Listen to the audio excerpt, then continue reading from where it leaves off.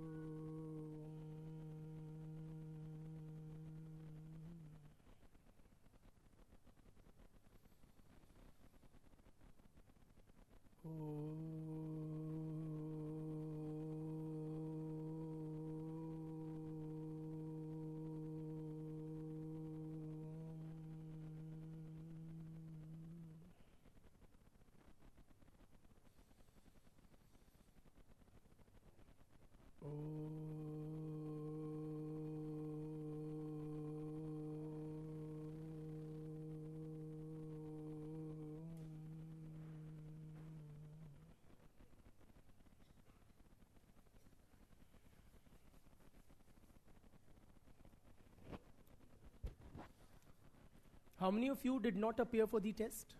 Raise your hands. A sizable number. You are doing your own preparation a lot of disservice by not writing tests. Okay? And you will always have good reasons to not write. Overcome them, and it will greatly benefit your level of preparedness the more you write. Okay? And you will never be fully prepared कि यार बाद में दे दूंगा when I'm better equipped in any way. Whether it is more revisions or a more thorough acquaintance with the syllabus. So, one is that. And try that in the whatever test you have in the future, do make a very sincere effort to appear for it. Online students, please confirm that you can hear me all right by typing yes.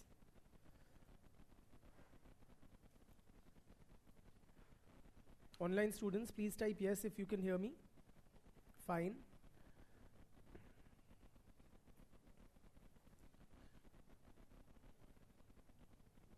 Online students, please type yes if you can hear me clearly. Yes, thank you. Thanks for confirming, guys. How many of you, amongst you who wrote the test, were not able to complete the paper in the given time? That seems almost all of you. Out of you guys, how many of you left for 30 marks or more? Raise your hands. 30 or more marks you were unable to attempt. Guys, you really need to pick up on speed. It's very, very important. Let this serve as a wake-up call if nothing else. Okay? And it's almost as important as the quality of content, if not more.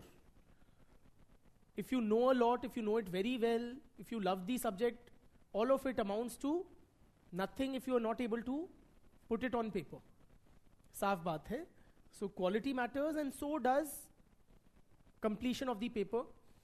Those of you who have completed the paper, that alone significantly positively affects your chances of success in the exam. Okay? So those of you who've left so much, 30, 20 marks, pull up your socks, get down to writing daily. It's high time. By now you should have figured out the time aspect. So those of you who haven't, amongst those who've not been able to complete the paper, have you seen a significant improvement in your writing speed from when you began? Earlier you were taking 20-25 minutes, now you are taking 12-13 minutes. Is that the case with a lot of us? In other words, if you can come from 20-25 to 12 minutes, you can also go from 12 to 8. But it will require concerted effort and more effort. So please make that effort. Okay? Make it integral to your preparation. By this time, you should have reached that pace. If you haven't, high time. So if it takes that, then write a couple of, say, newspaper analysis daily, 150 words, so that you are able to frame your thoughts and write 150 odd words or 2 pages within 8 minutes. Write 2 editorials ka summary in 150 words on a daily basis till you are able to attain that speed. ठीक है? Highly advisable, guys. And for the others, those who have not given the test only, make sure you don't repeat that mistake, otherwise that's seriously compromising your chances. So one is that, and regarding the questions, if you have any from the test paper, I'll be taking them up sometime this week. Not now, not individually, I'll be discussing some of those questions. How many of you, those who gave the test, found it easy? कि मुश्किल नहीं था, सब आता ही था लगभग. And amongst you guys also, several of you could not complete the test. Which means it was, to that extent, tough. साफ बात. ठीक है? So toughness जो है, that's not just a function of the, level of difficulty of the question. It's also about completing the paper. Of course, none of it was like outside of the syllabus, etc. It was very well framed, the question paper, keeping the syllabus in mind. How many of you found the questions tough, like, in terms of कि क्या पूछ लिया ये? I was not prepared to face this. None else? Just one person? Can't be. Raise your hands. There's nothing to be this thing. Okay, so only few. The rest of you found the paper manageable? ठीक है. We'll take up the questions. See, you find it too tough, those of you who do. If you are very restricted in your mind कि जो पढ़ के आए वो as it is पूछ लें. कि हम जो पढ़ के आए हैं वही रट लिया हमने, which won't happen. Mostly doesn't happen. Also did not happen in this paper. So you will have to use the knowledge that you've acquired in the whatever course coverage we've done to address the question at hand. उससे definitely कुछ बाहर से नहीं था, मैंने ही बनाया था. So I definitely know that. Clear? चलिए. Yes?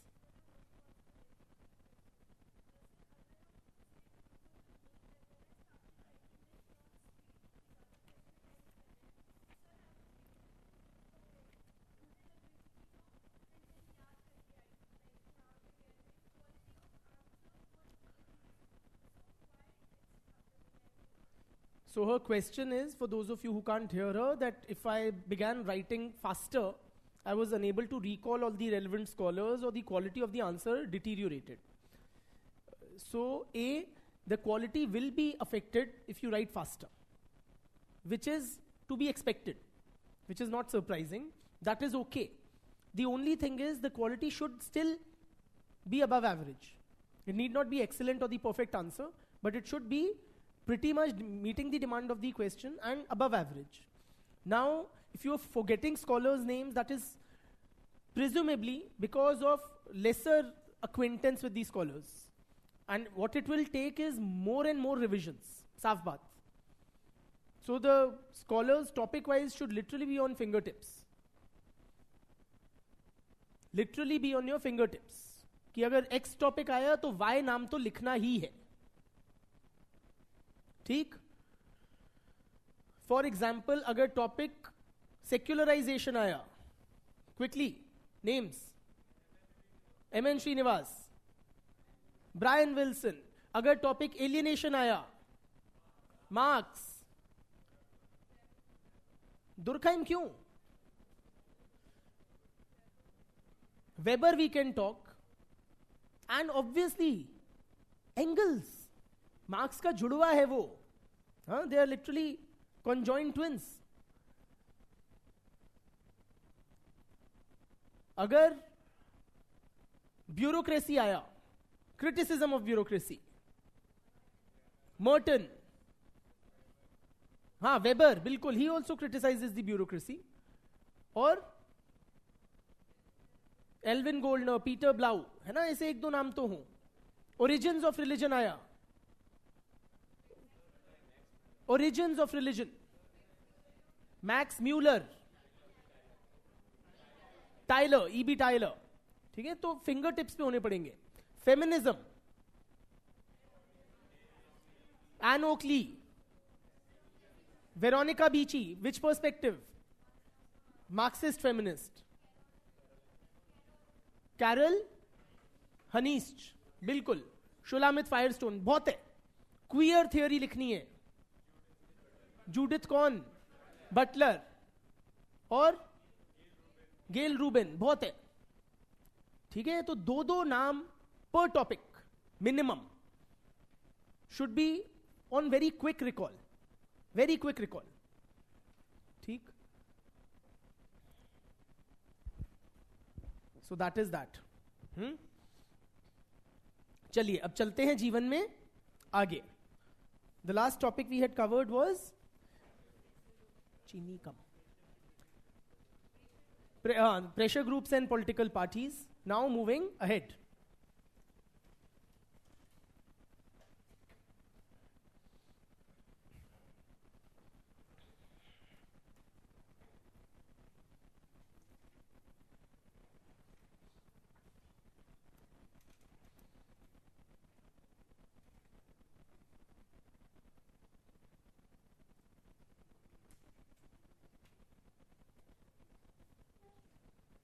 Discussing social movements. Social movements.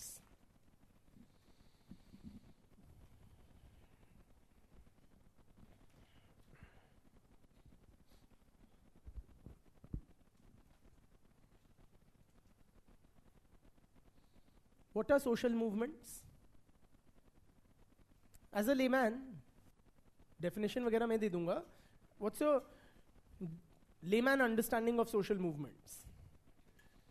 Hindi में क्या बोलेंगे? जन आंदोलन, हाँ, are social movements. Also, just to be clear, social movements are different from, not the same as social mobility. I know it's too bizarre this thing to state, but I've actually seen students writing answers to questions on social movements. They've written about vertical and horizontal social mobility, which will score you a 0 अगर negative होंगे, और a negative impression in the mind of the examiner. ठीक है?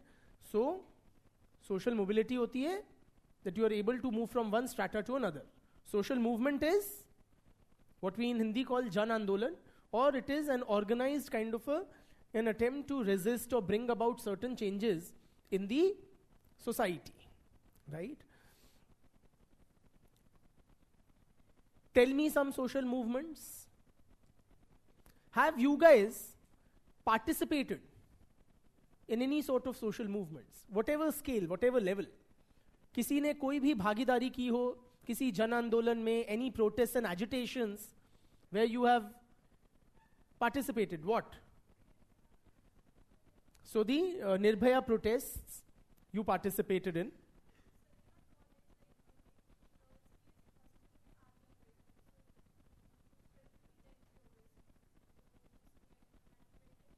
So a lot of student protests are there against mismanagement. Lot of students protest against the quality of food in the mess. Many of you would have also done it possibly. Or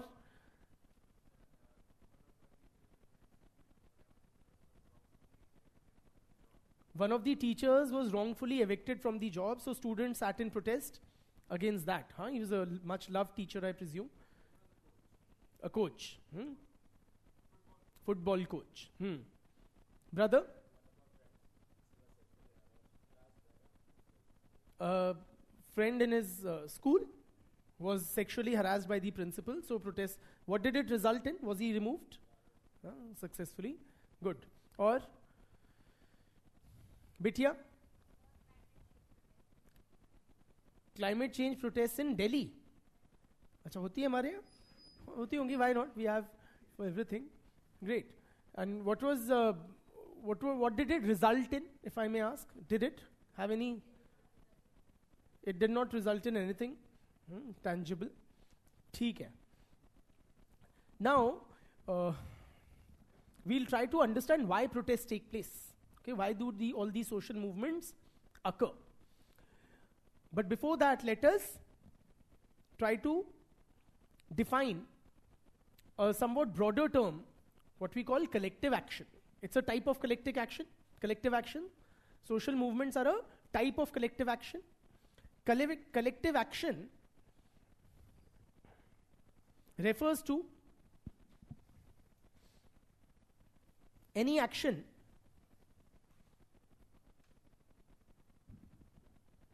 that is collective, but we won't write that. Any action which is undertaken by a group of people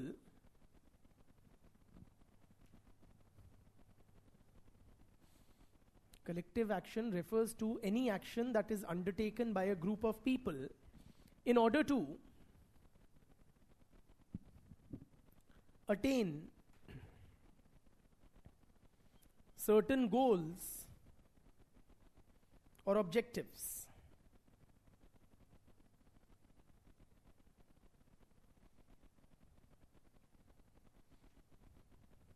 Yes, a student online has also given examples of certain movements such as the Chipko movement, the gay rights movement. You know? Okay?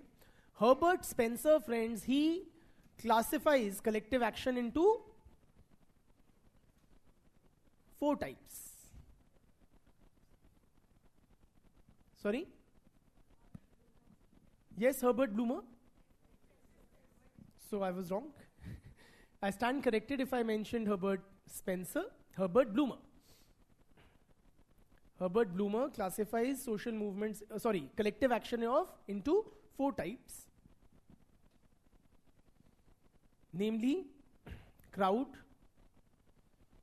public, mass, and social movements.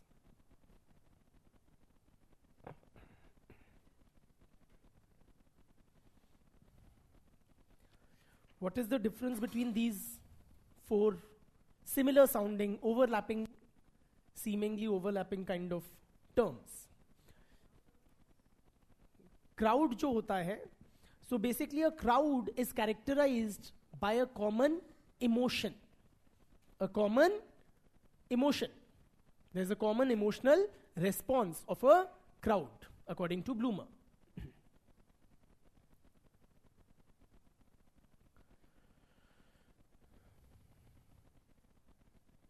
Emotion like fear,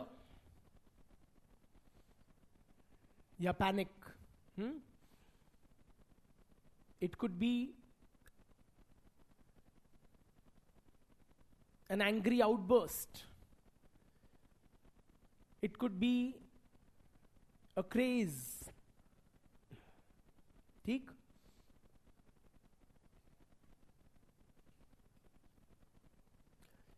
Public क्या होती है? Public basically is a group of people who rally around a common cause. Who rally around a common cause, a common issue.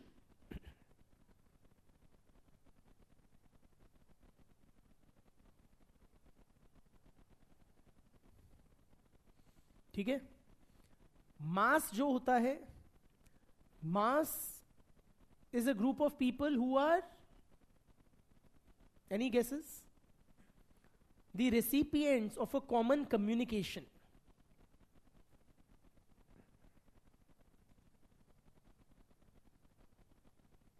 Group of people who are the recipients of a common communication. Basically mass media के context में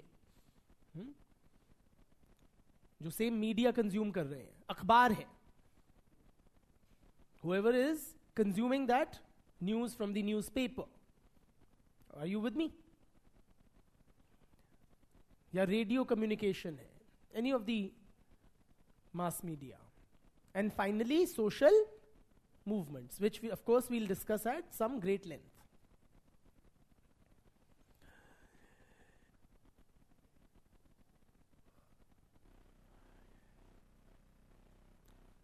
A social movement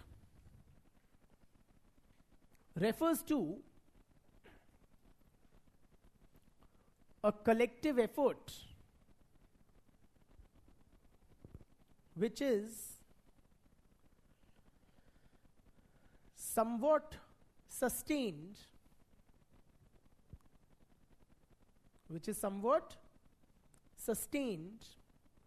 through formal or informal organization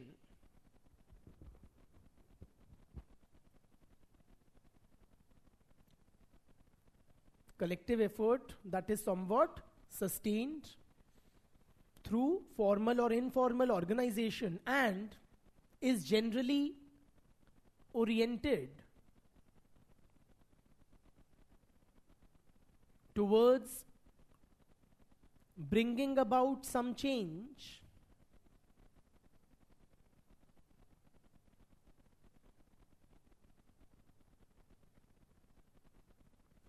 in the existing social order.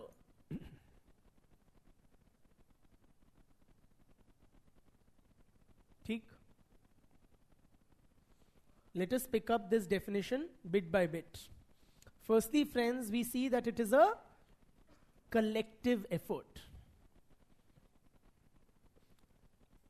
Simply, if say I am a teacher, say kya, I am a teacher, say I am a teacher in a school, right? And I sit on a dharna demanding higher salary. Teachers do that. Is that a social movement? If I sit in protest demanding higher wage, yes or no? क्यों नहीं? हाँ, साफ बात है, social movement, धन्यवाद भैया, should be social, as the name implies. है ना? So not one, but it has to be a group of people. But if teachers across India sit in protest, say demanding regularization, you have these guest teachers, ad hoc teachers, etc. Yes or no? Is that a social movement? Yes. Are you with me? So it is necessarily a collective, group effort, which is somewhat sustained. Matlab, it is not momentary. It is not fleeting. Are you with me? For example, it often happens in Delhi. You find that these buses, they would run over some child in a locality. And then what will happen? You will see the local residents, coming together and pelting stones or vandalizing the bus or beating up the bus driver or something of the sort. Is that a social movement? Why not? It is simply a momentary outburst of public anger rather than a sustained this thing. Are you with me? So movement has some, slightly longer duration than being just for the moment. Clear? It's a collective effort which is somewhat sustained through formal or informal organization. Meaning some semblance of organization is there. Some movements are better organized than others. For example, the freedom struggle of India. Was it organized, more or less organized? It was a very well organized kind of a social movement. There was a clear organization which was at the helm, steering the movement, namely the Indian National Congress. Yes or no? It had a very clearly identifiable leadership, office bearers, so on and so forth. ठीक? Arya Samaj? Formally organized or informally? Formally, properly. Yes or no? The hashtag #MeToo movement? less clear formal organization is there. Yes or no? So it is somewhat dispersed, informally organized. You don't have a clearly identifiable leadership or organizational structure steering the movement. Okay? So it could be of either type, more or less formally organized, or formally or informally organized, which generally seeks to bring about some changes in the prevailing social order. For example, movements like Arya Samaj, Brahmo Samaj, these were trying to do what? What were they trying to change? Say the position of women, or the prevalence of caste-based discrimination, child marriage, right? These were some customs or traditions or existing things in the social order which they were trying to change. Clear? However, friends, it's not necessarily or always that social movements would try to bring about change. They may also seek to prevent or resist change, or reverse some changes which have taken place, which the movement deems as undesirable.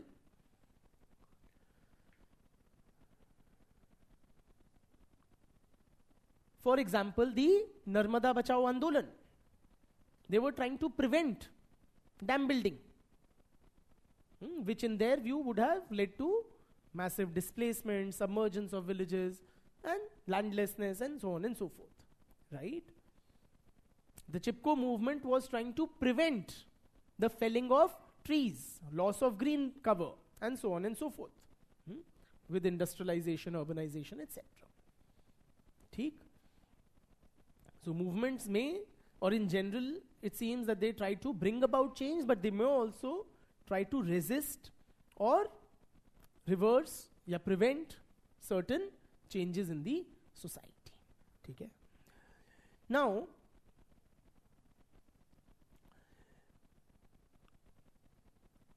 there are two terms which we use in the context of social movements.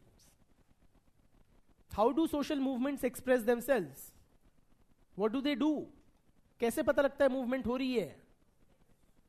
Through protests and agitations. No, the definition was generic. Now it is through protests and agitations that social movements take place.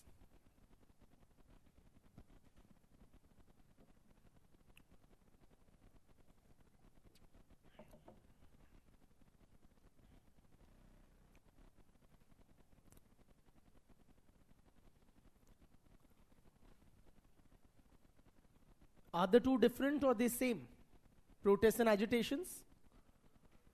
Are these terms interchangeable? साफ बात है, in ordinary English language, even in sociological discourse, the two terms are often used interchangeably. But some scholars try to make a distinction between the two. पर बाल की खाल उतारने वाली बात है, but है. So if you have to demarcate one from the other, what distinction one can make? You agitate for a cause and you protest against something. Are you with me? So protests are in opposition. Protest हो गया विद्रोह. विद्रोह किसी चीज के खिलाफ ही करोगे.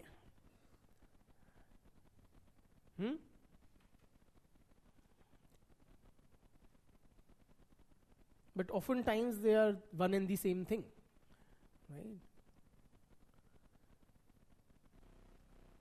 So India against corruption movement we saw, they were protests or agitations? Protests against corruption or agitation for a corruption-free society and polity. एक ही बात है ना, बेबात का. खैर, Ralph Turner suggests that protests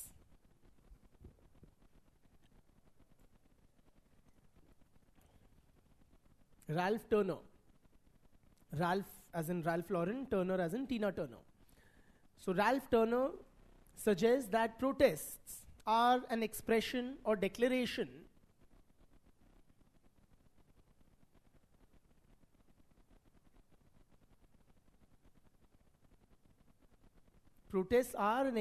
of opposition या objection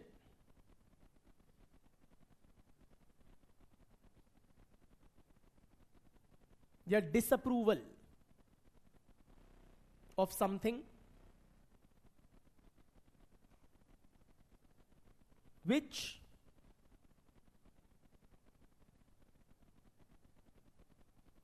a person is powerless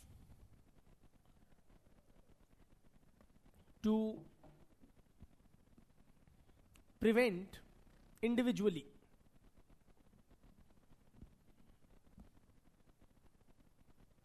ठीक? Agitation, on the other hand, अब क्योंकि हमें अदर हैंड करना है इसलिए कर रहे हैं, खास है नहीं other hand. Agitation, on the other hand, is a social process involving activities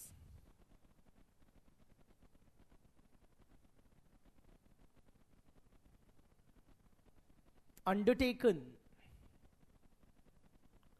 by a group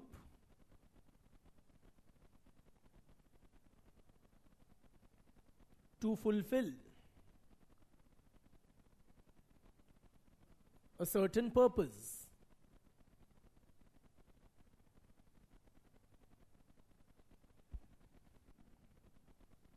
ठीक? So ये होती हैं protests और agitations. Now, coming back to the broader topic of social movements. Are social movements important for us to study? Or are these, frankly, fringe occurrences? Should you, busy, up-and-coming, important people, future civil servants, should you be wasting your precious time studying, understanding, analyzing social movements? ये कुछ हुड़दंगी लोग होते हैं हर समाज में. क्या हमें इनके हुड़दंग पे अपना कीमती समय बर्बाद करना चाहिए? Yes or no? क्यों? Why must we engage with or study social movements? I could always play the devil's advocate and argue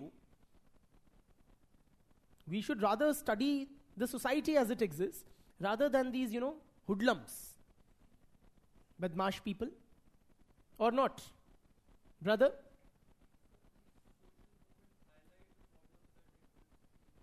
They highlight the problems which exist in the society. Very good. Social movements change the society. How? You're right. How? Arya Samaj movement से समाज कैसे बदला? Child marriage, so it began or took some concerted steps towards delegitimizing child marriage, which was then pretty widely prevalent. Bitya?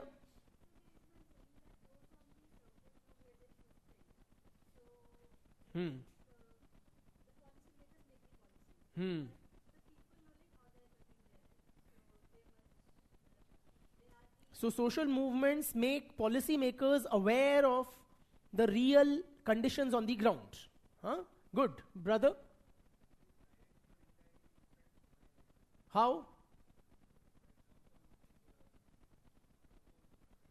Suppose नहीं कोई actual example दो. Some social movement which has affected your life. Any. The Narmada Bachao Andolan, how has it affected you?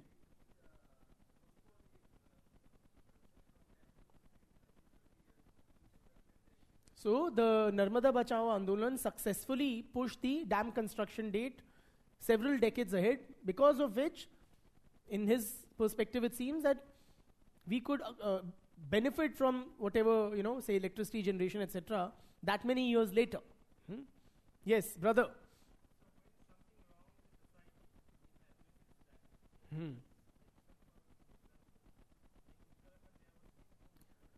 Chipko movement. Yes, against the felling of trees. Brother, it makes other people aware.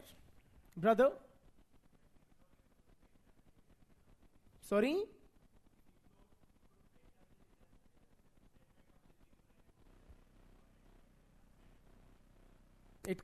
If it is not given expression, it can erupt in a violent form. Brother?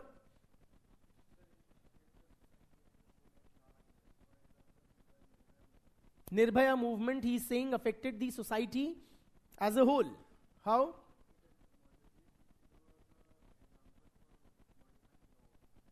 So it helped us, or it made a very strong case to modify the rape laws, or Juvenile Justice Act.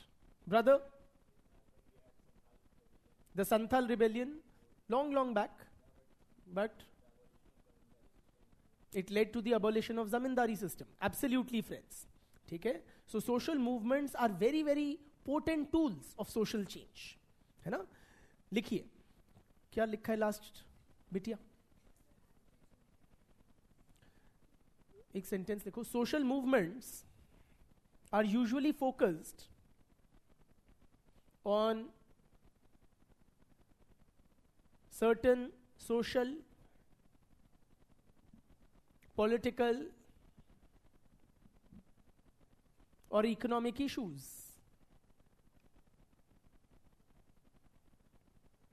ठीक? Next para.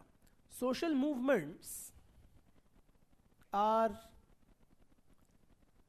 sociologically significant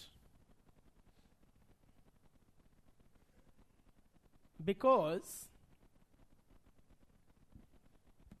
they can bring about important changes in the society.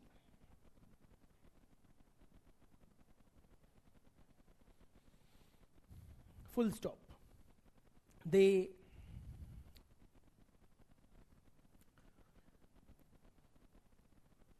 give expression to the grievances of members of the society.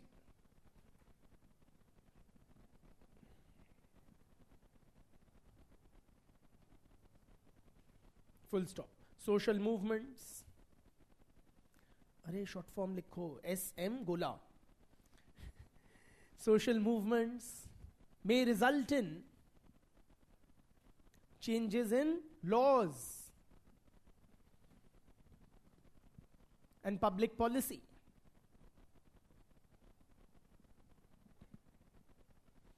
Any examples? Changes in laws as a result of social movements? So the farmer protest led to the rollback of the farm bills. Or any other? Same-sex marriage, that's yet to happen. But say the decriminalization of homosexuality. So that was also a part of the, one of the causative factors was the LGBT rights movement. It can result in changes in relations between different social groups.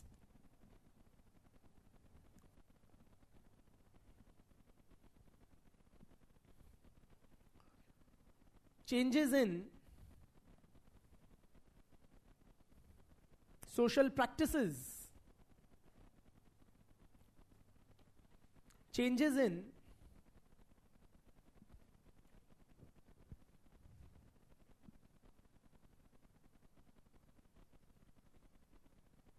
the power structure.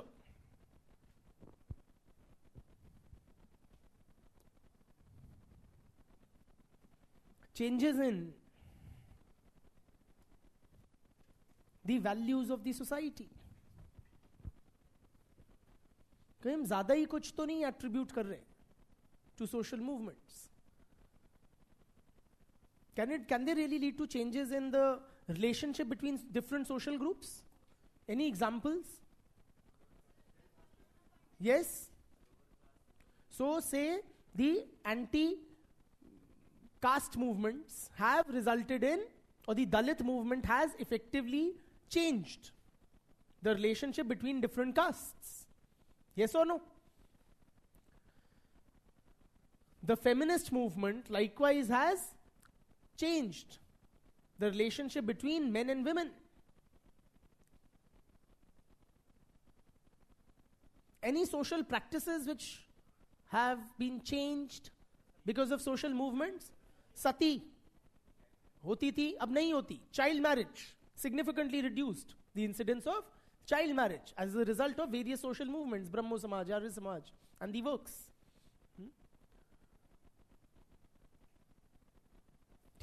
Any changes in values which have resulted from social movements? Yes. So, abolition of untouchability. So many. Care. So, point is, it is worthy of our attention, time, right? That we spend some on analyzing, understanding social movements. So we'll do so using some theoretical frameworks. क्यों होती हैं social movements? बताओ. पहले as a layman बताओ क्यों होती हैं social movements? हमारे देश में होती हैं, खूब होती हैं, आए दिन होती हैं, दिन दहाड़े होती हैं. क्यों होती हैं? We have social movements dime a dozen. Yes or no? क्यों होती हैं इतनी? हर दूसरा समाज का वर्ग धरने पे बैठा है.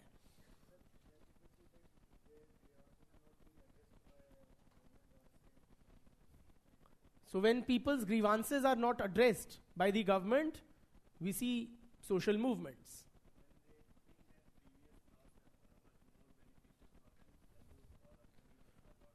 So you have in mind possibly the farm laws, then the previous laws were better and in the interest of the section of the society, while new ones are not. Bitya?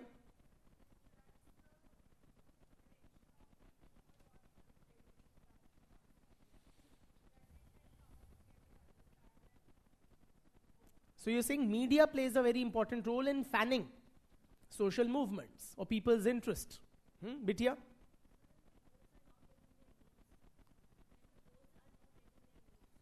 When the goals are, when people do not have access to the means to achieve their goals, then social movements take place. Yes, for example,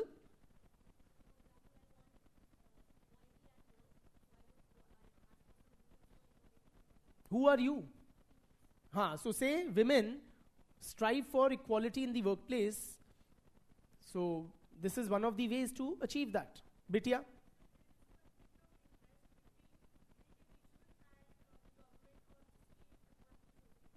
तो individual की क्या ताकत?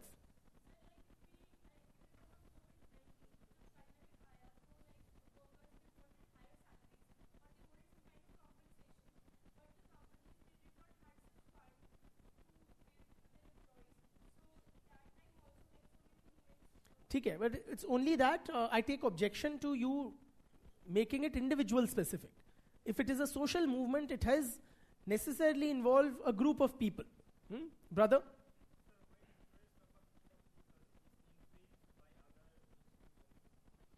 So when somebody's concerns, rights, etc. are infringed by others, that results in social movements.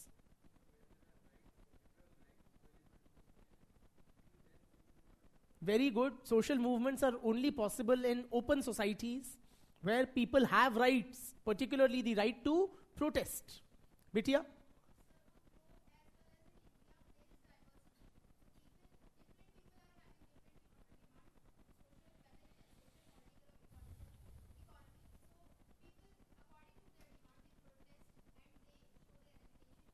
ठीक है, so people protest to assert their demands in a multicultural kind of a, or a pluralistic kind of a society.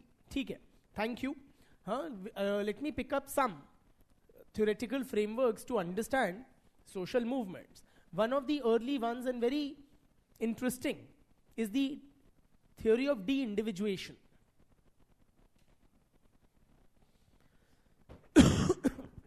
Sorry. The theory of de-individuation by Le Bon, Gustave Le Bon.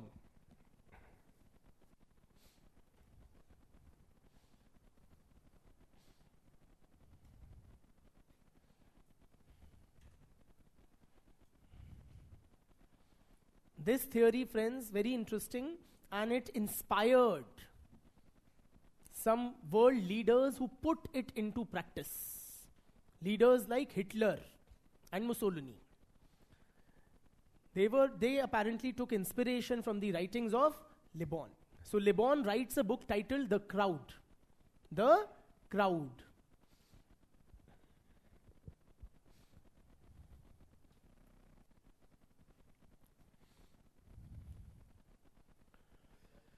The crowd. What he basically says, friends, that when people are in a crowd, okay, they think and behave in a very different way than they would do as individuals. Why it's called de-individuation? Because the individual, when he becomes a part of a crowd, he merges into it. He becomes one with the crowd. Are you with me? And as part of a crowd, he develops a sense of invisibility. He develops a sense of invisibility. Arthat, anonymity.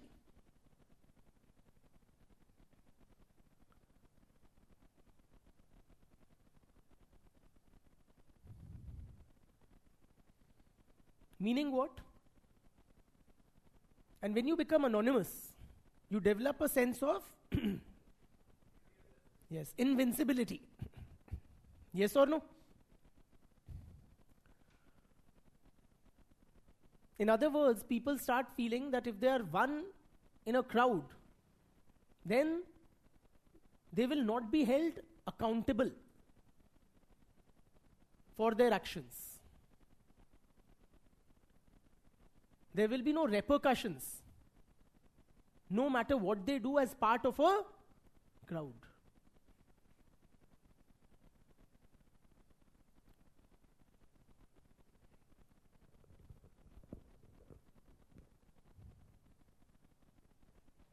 Yes or no?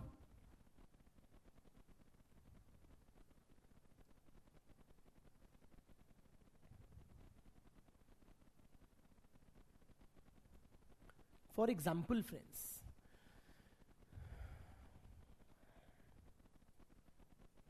in your day-to-day life, you will think 10 times before, say, raising your hand on the other person. Yes or no?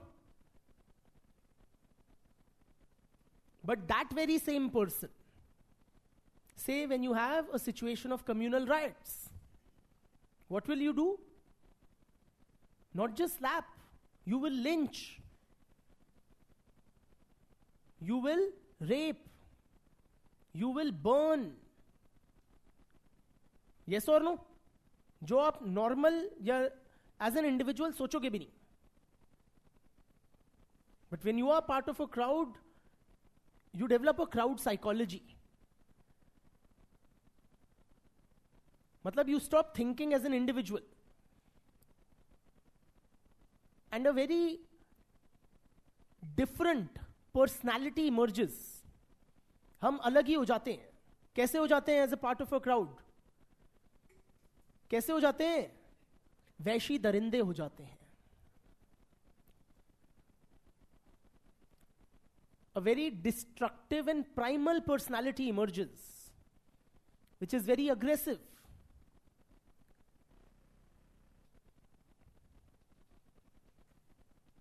Destructive.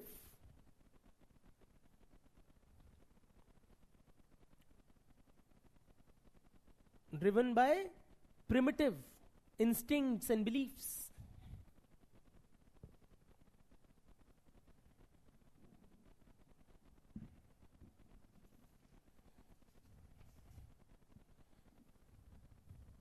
ठीक होते नहीं होते? होते हैं. हम नहीं हुए personally. I doubt if any of us have participated in a lynching or something, but those who do won't normally do so, right?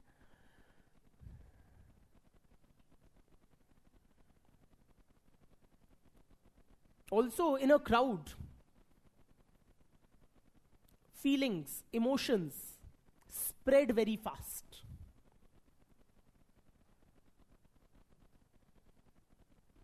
What Libon terms as contagion.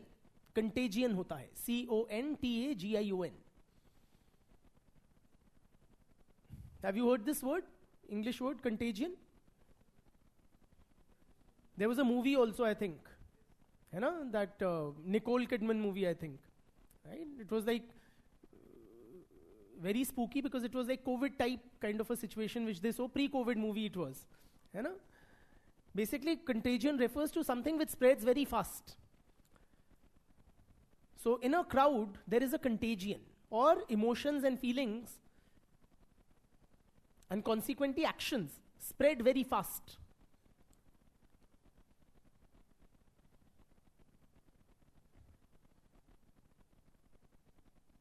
And how are people's emotions, feelings, and actions affected? Who affects them? Leadership. The leaders, their speeches, their actions have a particularly strong effect on the emotions of the crowd.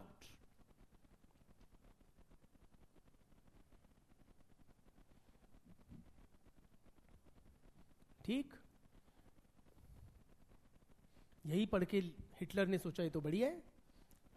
And he gave very fiery speeches which swayed the crowds, driving them into a literal killing frenzy of sorts. So this theory helps us to analyze crowd behavior, crowd psychology, which is quite different from the psychology or behavior of the individual. Another theory that we can use, in order to, पहले आप मुझे बताओ before I come to the theory. It is very intuitive. साफ बात है, to launch and to sustain any social movement requires what? It requires a lot of resources. Requires a lot of resources. That brings us to the next theory called the resource mobilization theory.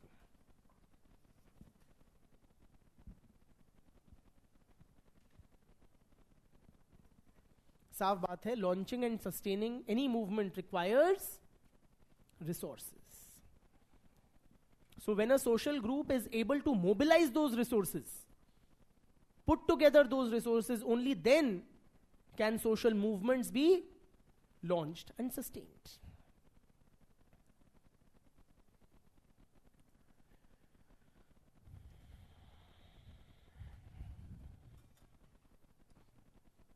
I repeat, only when a social group is able to put together various resources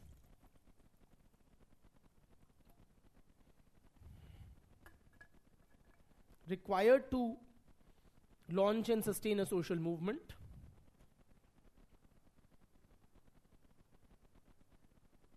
do social movements arise.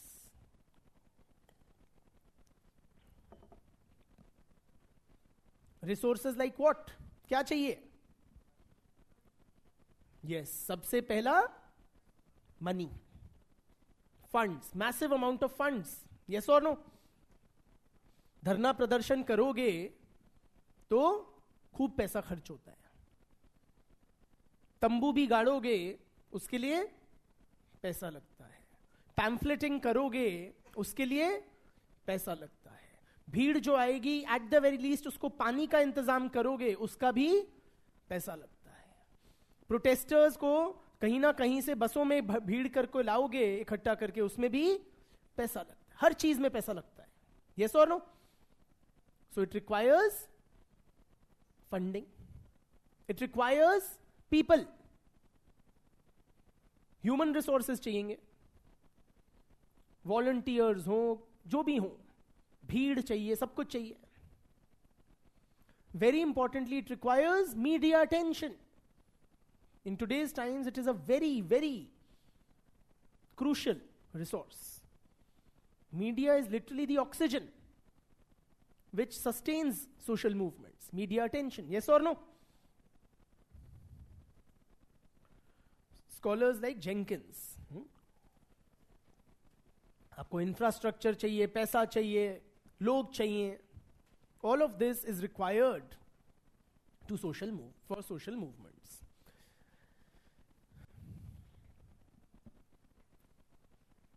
Scholars like Jenkins suggest that, likho,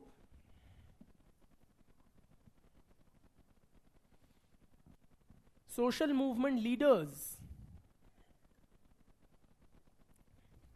are like entrepreneurs.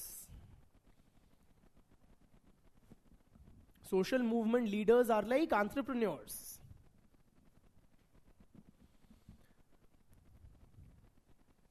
And social movement organizations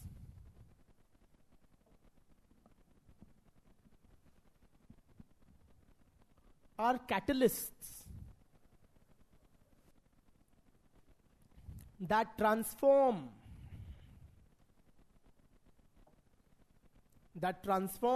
collective discontent into a social movement.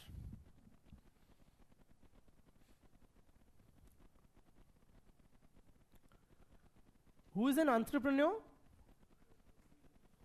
Somebody who starts off with a new business venture, right? Taking certain risks.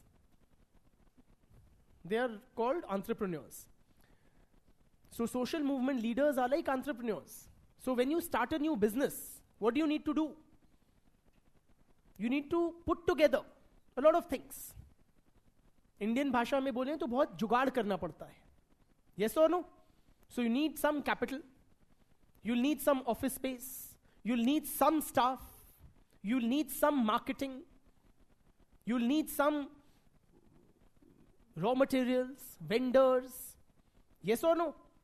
And if you are able to put all these things together, then you can truly start off a new business venture. Quite like that. Please put all your mobile phones on silent. Quite like that, social movements require a lot of resources. And those who are able to put together these resources, that's why he compares them to entrepreneurs, right? And social movements are organizations, are catalysts that transform public discontent into a collective movement, right? For example, say angst, public angst or anguish against corruption in Indian society has been there since long. But the India Against Corruption movement, what did they do? They were able to put together the various resources required so as to channelize this discontent into movement, protests and agitations on the ground. Yes or no? So Kejriwal, Anna Hazare, these guys were like entrepreneurs who were able to put together whatever it takes to transform the collective discontent against corruption in Indian society into the India Against Corruption campaign. Yes or no?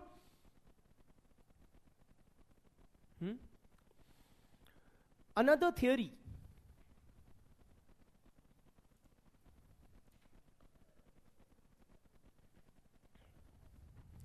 May I? And a comprehensive one at that. This is the most comprehensive of theories, is the strain theory of Neil J. Smeltzer.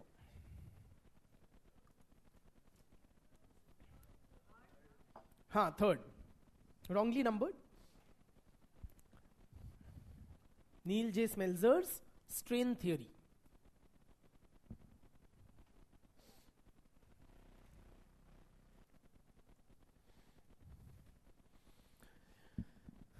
To give you a sense of the examination, theories of social movements have not been asked by name in the paper, so at best you'll be using them somewhere in your answers as per your own comfort. They haven't asked till now, what is this theory or that theory? If you must remember any one, then this is the one, because this is the most comprehensive framework, right? And matlab, basically that. Okay? It is a complete theory. So Smeltzer says that there are 6 conditions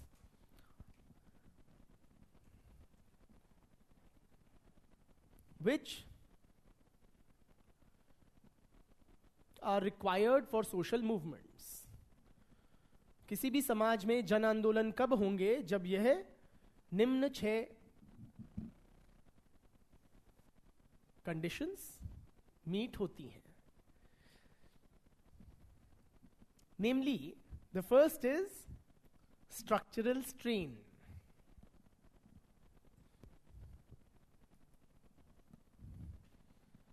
Structural strain in the sense, friends, there has to be some strain on the social structure, meaning what? That some segment of the society should be discontent. There has to be some sort of a collective discontent. There has to be some grievances. Yes or no? Or some segment of the society should experience relative deprivation.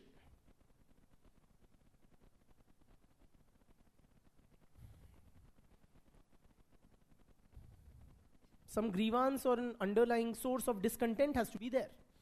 If everything is hunky-dory in a society, then there will be no social movement. साफ बात है. As Modi ji says कि सब चंगा सी. If सब कुछ चंगा सी, then there will be no social movements. So some segment of the society should feel not changa. Right? One is that. The other is structural conduciveness.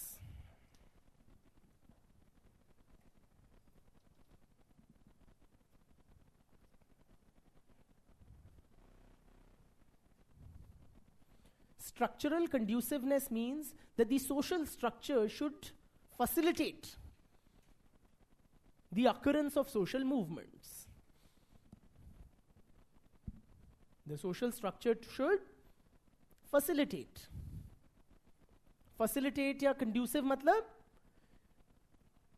favorable. Yes or no? In English, word conducive means what? Conduciveness.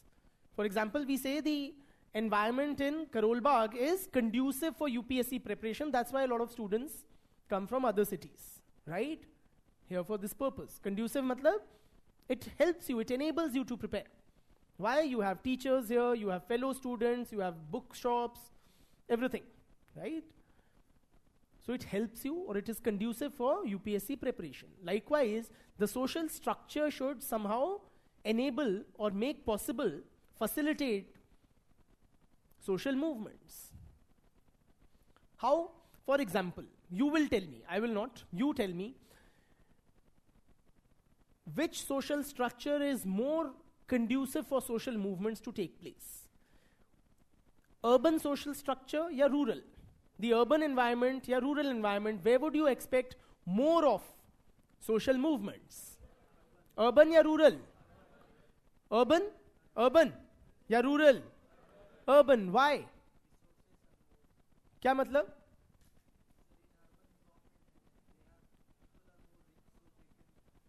People are richer, so they should be more laid back, no? Less need to protest. More deprivations, one could argue, in the rural society. अरे नहीं, वैसे actual businessmen नहीं चाहिए हमें. उनको they were compared to, by the resource mobilization theory, they compared movement leaders to entrepreneurs. Brother? So there are people are more aware of their rights, etc., of the, say, legal or formal equality. है ना? than in the villages. Very basic, urban areas have a far bigger population. That itself facilitates social movements. साफ बात है, गांव की India में typical village population is about 1,000 persons. In a typical city you have lakhs or crores of persons. Yes or no? Tens of lakhs of persons. अब India against corruption movement गांव में होती तो 1,000 तो कुल लोग हैं, कितने ही आ जाएंगे. दिल्ली में करी जहां पे 1 crore plus population is there, so a substantial crowd could gather again and again. Yes or no? So और बताइए बिटिया.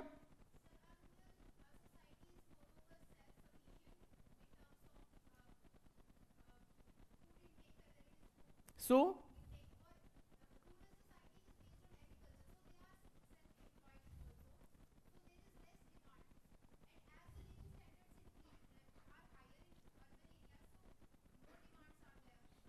let me rephrase what she's saying is that sense of relative deprivation is more in urban areas because you have wider say income gaps or wider inequalities.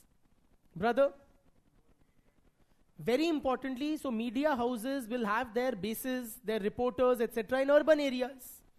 Yes or no? Not in villages. So because of all these factors, we find that the urban social structure is more conducive for social movements than the rural one. Right? Likewise, tell me, which social structure is more conducive? A liberal democratic kind of a polity or a totalitarian regime, where you would expect which of these social structures is more conducive for movements? A liberal democratic regime rather than a totalitarian one. Why? Saaf baat hai, people have certain constitutionally guaranteed rights in liberal democracies. Totalitarian regimes will not tolerate any dissent or whatever. Yes or no? So they will come down heavily on any protests or any questions to their authority. Theek? Thirdly, requires a generalized belief. Generalized belief. Meaning what, friends? The participants, they should have some common understanding of the nature of the problem. What the problem is, the participants need to arrive at a common understanding.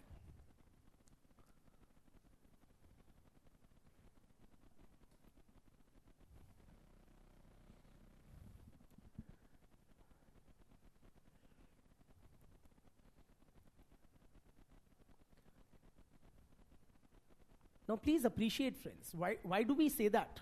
We require a generalized belief or a common understanding. Different persons have very different life experiences. For example, if we take the anti-corruption movement. So, what corruption or how it affects a small trader is different from how it affects a rickshaw puller and different from how that affects the housewife and so on and so forth. Yes or no? For a petty trader, corruption might affect him in the sense, corruption may mean to him, that he has to regularly grease the palms of the excise inspector or the sales tax inspector, whatever. Are you with me? For the housewife, corruption may mean that, the monthly LPG cylinder that she purchases is costlier. Or she has to grease palms or whatever. Yes or no? For the rickshaw puller, it may mean that he has to part daily with his 25% of his daily income. Give it to the police constable. Are you with me? For the student, it may mean that the process of, say, applying for and getting a driver's license is too long drawn and tedious. Are you with me? So different people have different life experiences. How do you rally these different kinds of persons together. तो अन्ना movement ने क्या किया, एक generalise belief या एक shared common understanding of these diverse peoples बताई. सबकी problem क्या है, वेरी सिंपल मैकेनिज्म या सिंपल वे में इट कैप्चर्ड और डेवलप दिस जनरलाइज्ड. सबकी प्रॉब्लम क्या है, करप्शन. सोल्यूशन क्या है, वो भी सिंपल, जन Lokpal bill. Are you with me? So it was able to see the participation of housewives also and students also and small traders and professionals also and so on and so forth. ठीक? So you require to create a generalized belief or a shared understanding of the nature of the problem. Clear?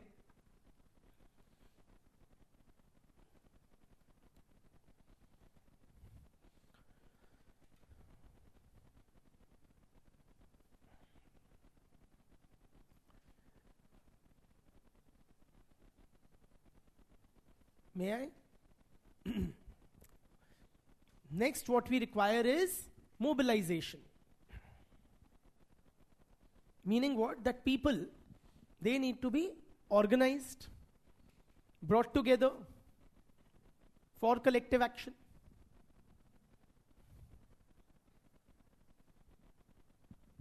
Yes or no? It's like self-explanatory.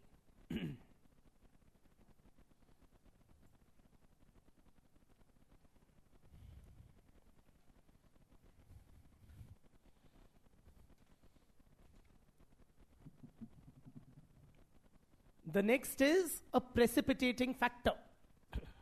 A precipitating factor.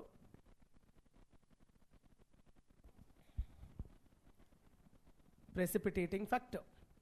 Matlab some sort of a spark.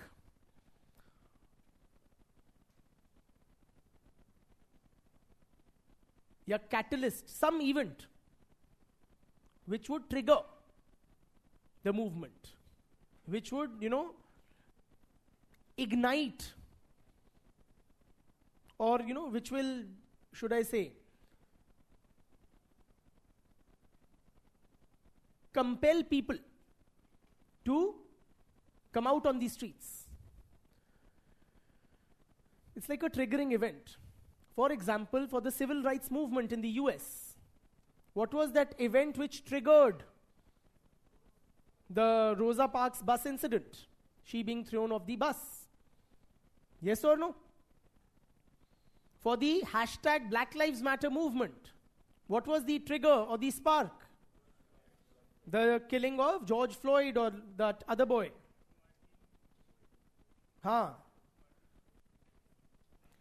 For, likewise, one could say that there was a, lot of simmering discontent or anguish against, regarding, say, the safety of women in public places in India. And the Nirbhaya gang rape served as that precipitating factor or trigger. Yes or no? Thanks to which people came down out on the streets. So some such sort of a trigger or precipitating factor is required.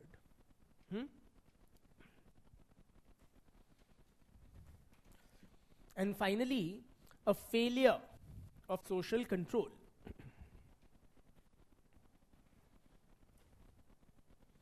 Failure of social control.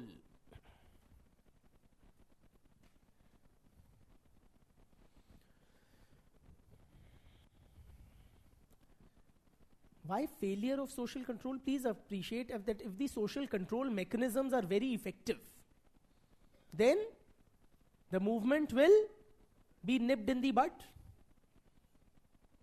Yes or no? It will be suppressed before it can take full form. For example, during the Nirbhaya protests, a large number of young boys and girls came out on the streets demanding justice for Nirbhaya, specifically and in general, safety in public places for girls and women. Had patriarchal controls been very effective, good number of female protesters would have been told, तुम क्यों जा रही हो, तुम घर बैठो, safe नहीं है, yes or no? And the protest would have died down. So you require some failure of social control mechanism so that the movement can take place. ठीक?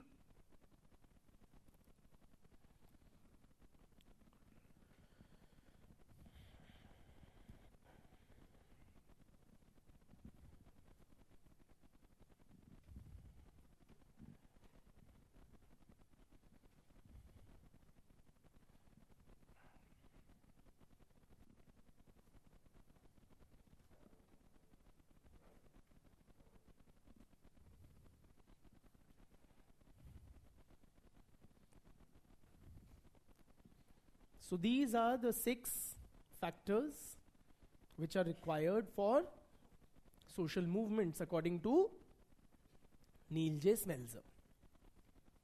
ठीक?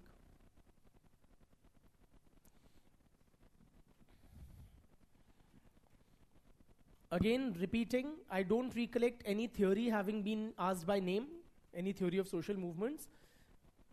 If you must have one in your kitty, let this one be it. Because it's very comprehensive. And at least one you should have.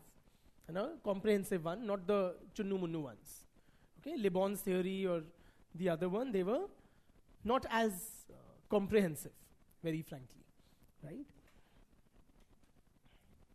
Now discussing life cycle of social movements.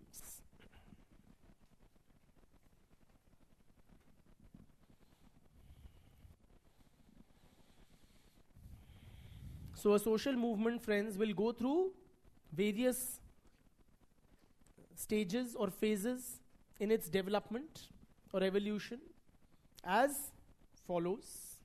Draw this diagram, then I will explain. Is it visible enough or not? At the back, everybody? Don't you have any TV screens you can look at? Okay, I'll just read it out also. The first 3 boxes say emerge. The first box says emerge. The second box says coalesce. C-O-A-L-E-S-C-E. Coalesce. The third box says formalization. और bureaucratization एक ही बात है.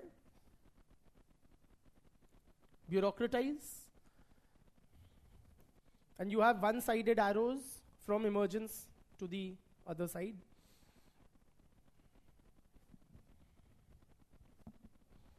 Emerge, coalesce, bureaucratize. Okay, these are the first 3 dabbas. Then there may be 5 possible outcomes. Success, failure, cooptation, C-O-O-P-T-A-T-I-O-N, repression, or mainstreaming. Success, failure, cooptation, repression, or mainstreaming. Go mainstream. एक ही बात है.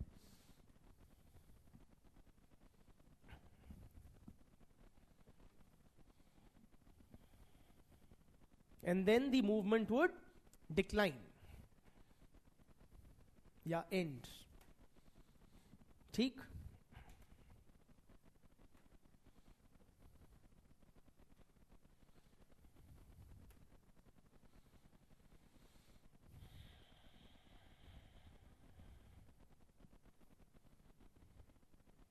This framework is developed based on the writings of 3 names are mentioned at the bottom: Bloomer, Moss, and Tilley. Bloomer, Moss, M-A-U-S-S, and Tilley, T-I-L-L-Y. You may remember any one name which will be Tilley. Charles Tilley. T-I-L-L-Y.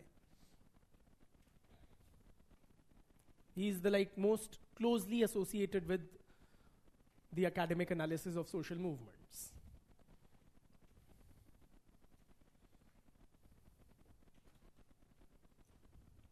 Tilley, T-I-L-L-Y. If you are done drawing it, may I explain?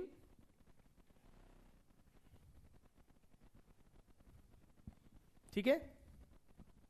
Now, at the first stage, emergence is the stage when there is some discontent against the prevailing social structure, which is then ignited by a spark or a precipitating factor.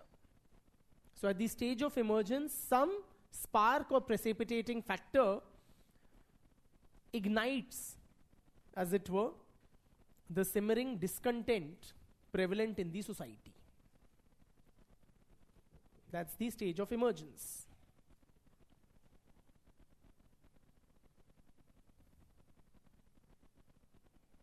Clear?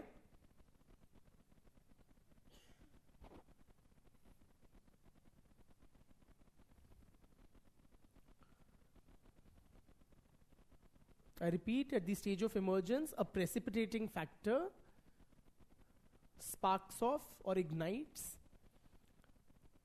the simmering discontent against the prevailing social arrangements.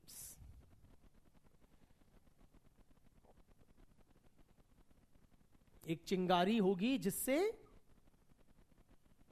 जो discontent का तेल है वो आग पकड़ लेगा. ठीक. Second is the stage of coalescence. Have you heard the word coalesce or coalescence in another context, not social movements? Kya? What does it mean in English? Very good. To come together, to combine, or to take shape. जैसे jelly type materials होते हैं ना, that coalesce. So the word coalesce means to come together or to take shape. So at this stage, the stage of coalescence, the social movement literally starts taking shape. It starts taking a definitive shape. Matlab, at this stage, at the stage of coalescence, the collective problems are identified.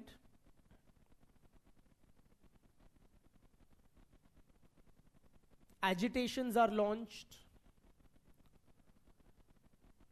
Grievances are acknowledged.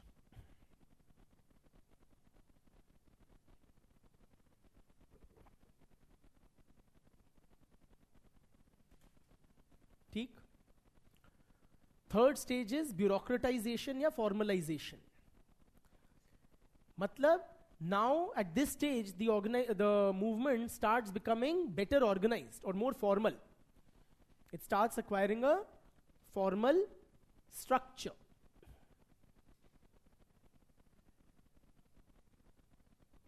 For example, at this stage, an actual organization may be established as a registered society or a trust or something. ठीक.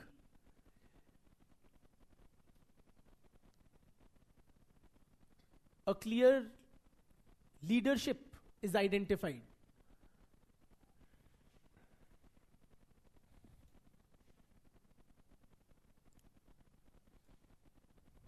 It may open a daftar, like a physical office space. It may have some office bearers. ये treasurer हैं हमारे, so on and so forth. ये president हैं. Funding channels are identified. पैसा कहाँ से आएगा? धरना प्रदर्शन का. All of that is during the stage of bureaucratization.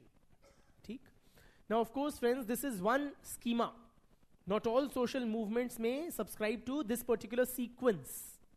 For example, some movements you may see a formal structure appearing first.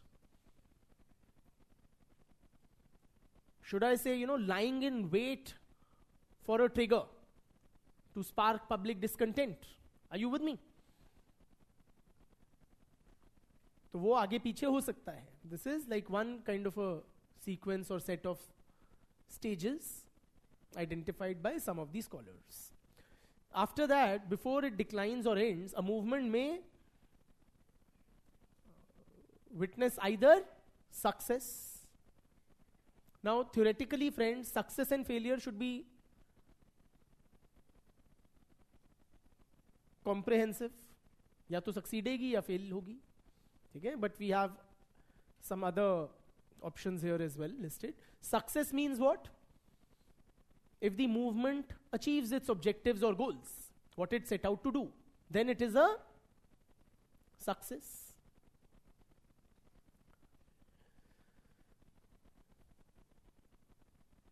If the movement achieves its goals or objectives, then it is successful. Zahir hai. If it does not achieve its goals, then it is a failure.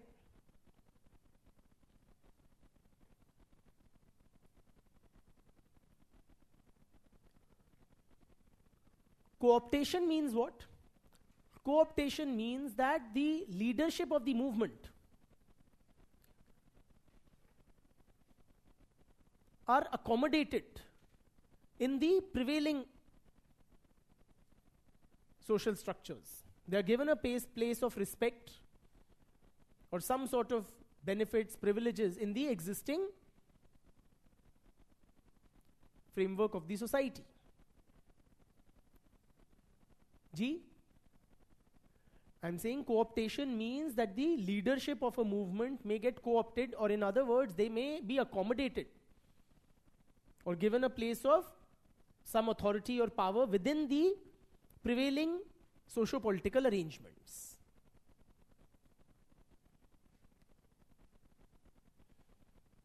We'll discuss each of these with examples. So if any of them is not too clear, it will be. Mainstreaming means what? That the objectives or goals of the movement are adopted by the whole of the society as its own. The goals of the movement are considered as the goals of the whole society. They come to be regarded as the goals of the whole society. ठीक? Clear?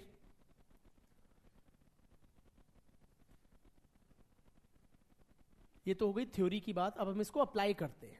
For example, the protests against the farm bills. There were farmer protests against the 3 farm laws passed by the Modi government. What happened to it? It was a success. Why? The movement demanded the rollback of the farm laws and they were taken back by the Modi government. So it was a success. The farm bill protests were successful.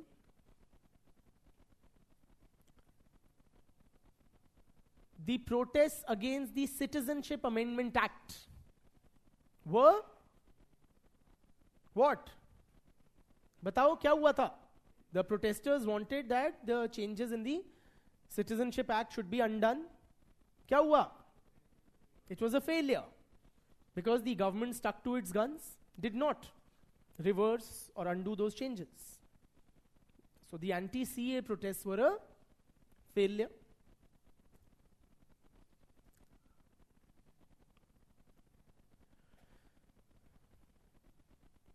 An example of co-optation would be the anti-corruption movement.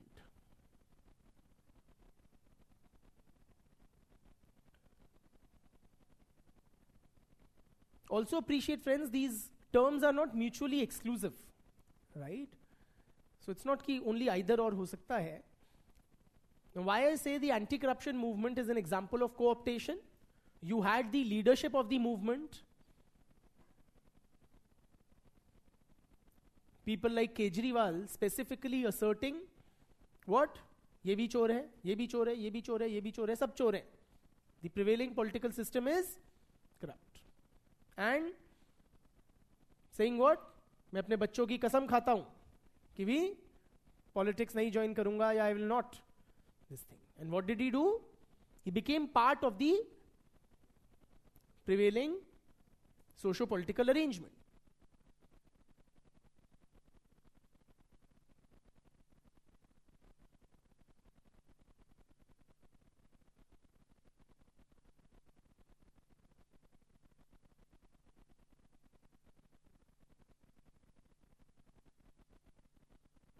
Hello. Online students, please type yes that you can hear me, you are with me, because I just changed batteries. So it's slightly obvious that they should be with me. Yes, thank you. So, क्या कह रहा था मैं? Co-optation, right? So the leadership of the anti-corruption movement became a part of the existing system. ठीक? और क्या बच गया? Mainstreaming means what? Say for example, if one considers that the Nirbhaya protests, the objectives that we should have safer public spaces for girls and women, that was adopted by the whole of the society as its own. That would be an example of mainstreaming.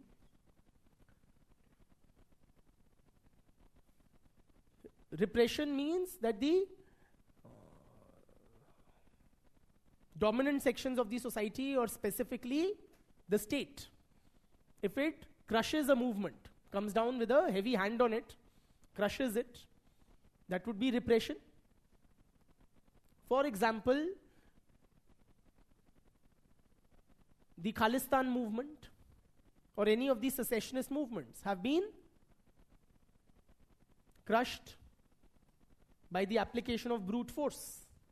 ठीक?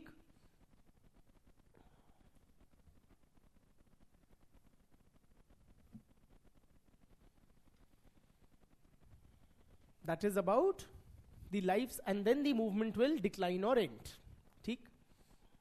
That is the life cycle of social movements. You have had questions in the past ki explain the life cycle or stages of a social movement, so you can use this framework. Break abhi chahiye baad mein? Abhi? ठीक है.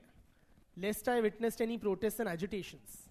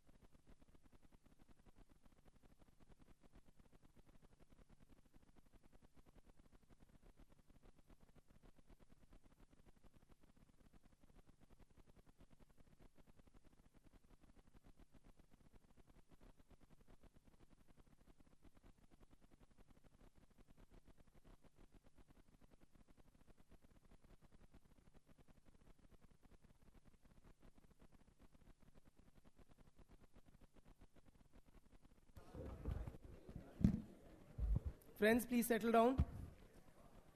अब चलते हैं आगे. So now discussing the role of ideology in social movements. The role of ideology in social movements.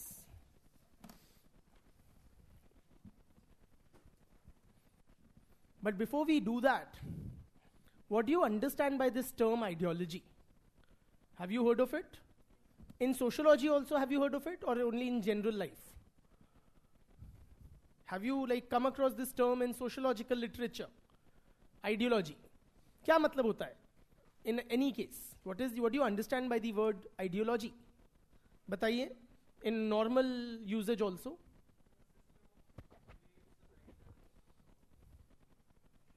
About stuff. About a certain topic. In fact, not so. It's not only about a certain topic. It's far more than that. Huh? Bitya? Acha, you weren't raising your hand. It's like her hand was like that way, shaped. Principles, giving? Very good. Giving direction to our ideas. Brother? Okay. Large number of people agree upon or believe in a common set of ideas. A preconceived notion, very interesting way to put it. उसके base पे हम अपने actions को build up करते हैं. ठीक है. So friends, what is ideology? Basically, it is a coherent set of ideas. लिखवा भी दूंगा. Let us first understand. It's a coherent set of ideas which together, it's coherent set of related ideas which together help us to make sense of the world around us. Are you with me? They help us to interpret the world in which we live. And they are not specific to a topic, as our friend was mentioning. They help us to make sense of life in general. So based on an ideology or this set of coherent ideas, we can make sense of diverse things or topics.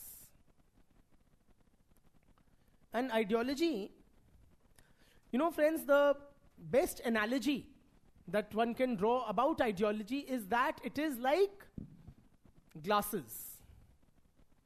It's like a pair of glasses. In other words, what do glasses do? They help you to view the world, see the world. Yes or no? Clearly.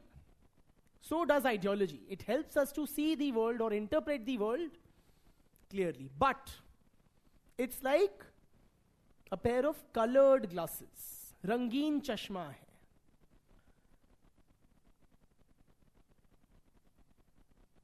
If you wear red colored glasses, what do you see the world as? Red. So red glasses मतलब अगर हम communist ideology से या Marxist ideology से दुनिया को देखेंगे तो हमें क्या दिखेगा? Exploitation, conflict, operation. यस और no?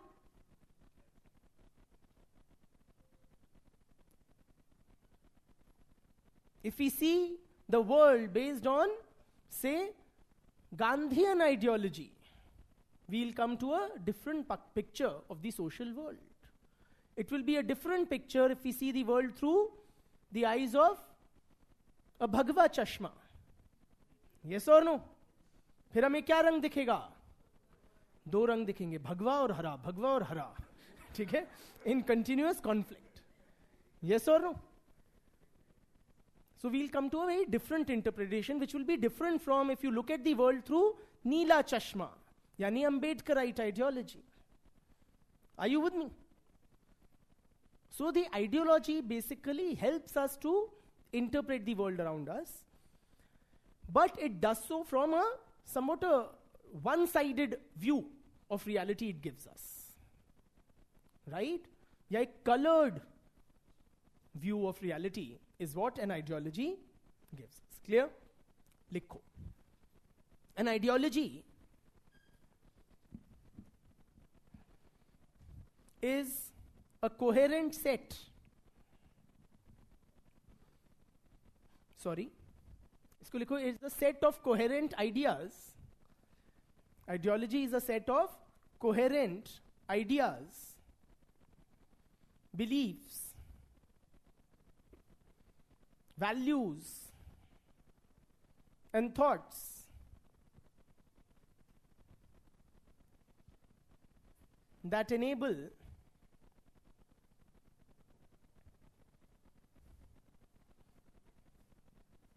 an understanding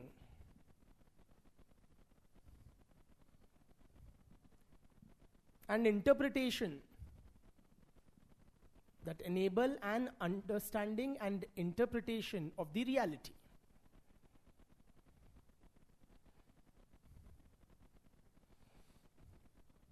An ideology, full stop डाल के, an ideology comprises of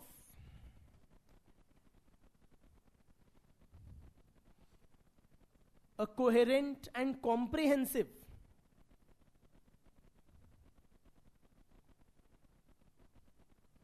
system of beliefs,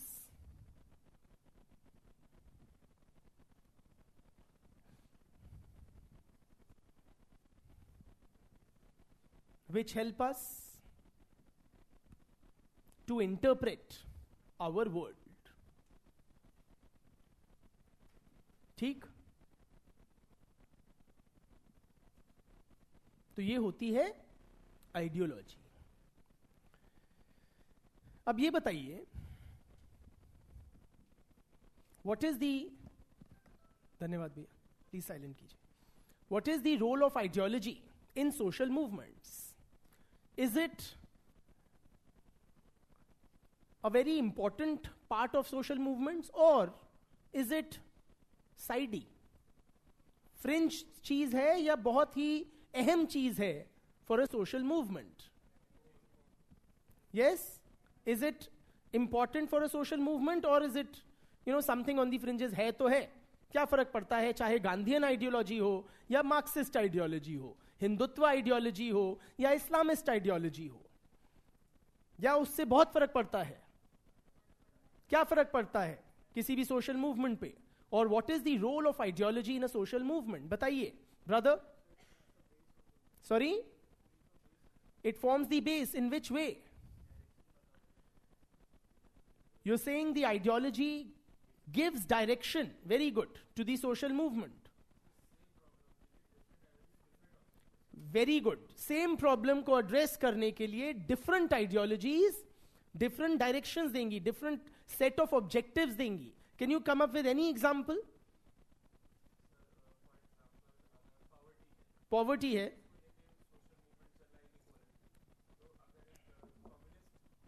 Communist ideology will tackle the problem of poverty differently than,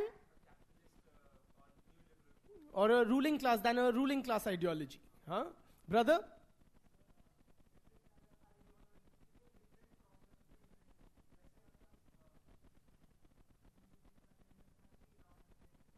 हाँ.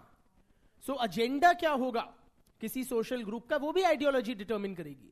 So it was the Hindutva ideology which identified the building of the Ram temple in Ayodhya as a very pertinent, very central social issue confronting our society, which was not taken up so or as earnestly by, say, the Gandhian ideology, or the socialist ideology, or the communist ideology. Brother? Very good. So it helps us to identify problem क्या है. हाँ.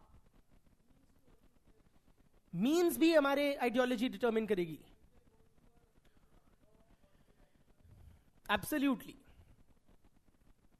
सो क्या means employ करने हैं? For example, to work towards the achievement और creation of a more egalitarian society.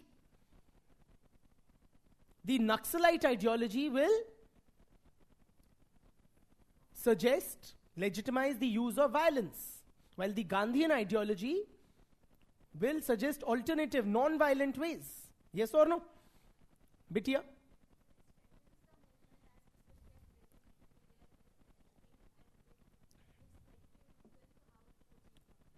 ठीक है? So it gives direction to the movement and it strengthens the movement because, okay, I don't really understand what you mean by that, frankly, but it gives us clear direction, the participants in a social movement.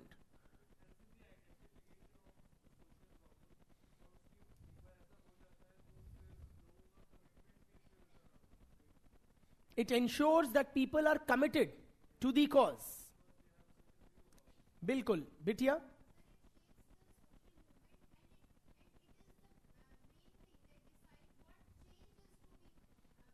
So हमें करना क्या है ये ideology बताती है. It ensures greater cohesion. Why do you say that?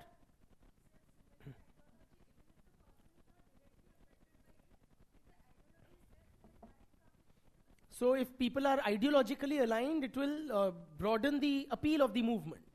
Brother? Now that's a different ball game. He's saying it can possibly substitute the need for a leader.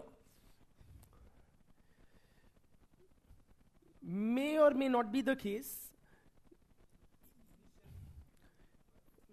See, it is ideology typically in the context of a social movement is framed by or outlined by, identified by who? The leadership. है ना?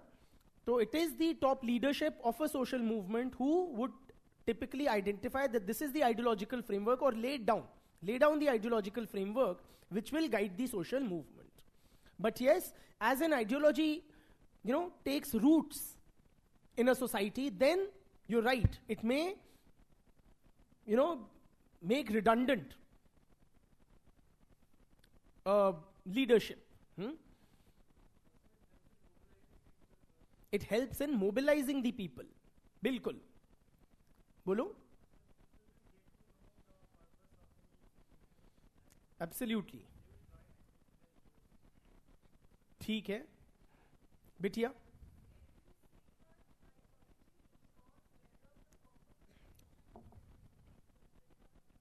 Ideology ensures whether the purpose of the social movement will be fulfilled or not. Any ideology will seek that the purpose is fulfilled. Whether it is fulfilled or not will depend on a host of factors there.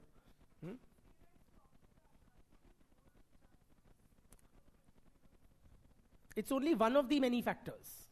But yes, an ideology or can help in developing a more committed cadre or, a committed core who are ready to serve this thing. ठीक है?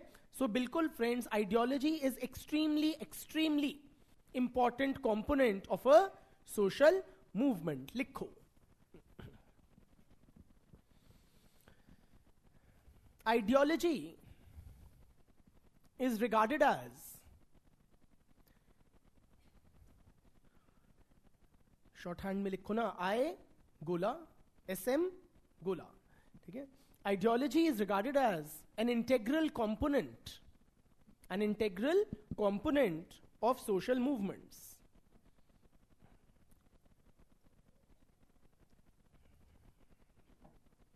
Full stop. Ideology provides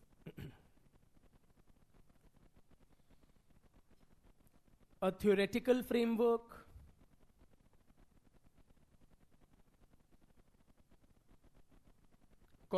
aims and methods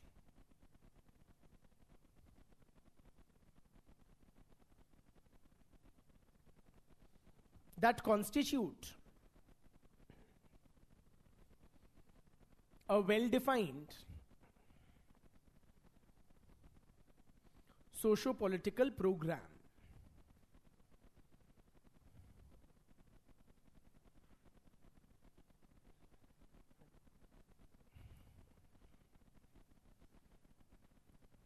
Full stop. It is ideology that helps to identify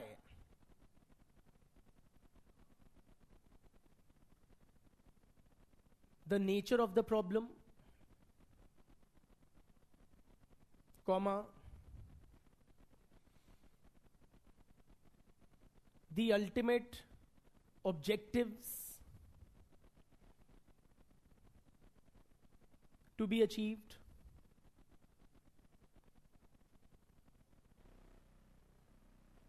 and the course of action to be adopted.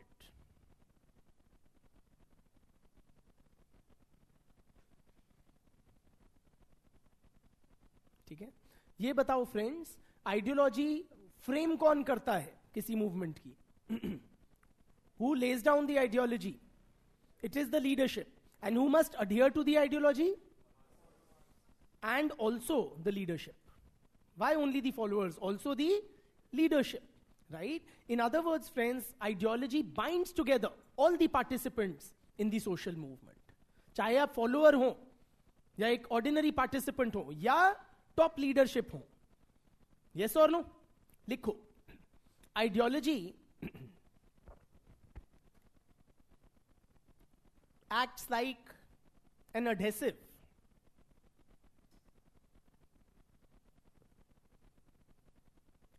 that binds together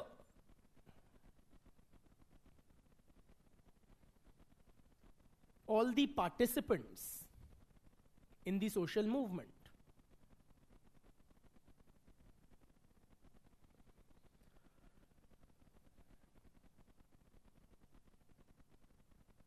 Full stop. It gives them a common sense of purpose,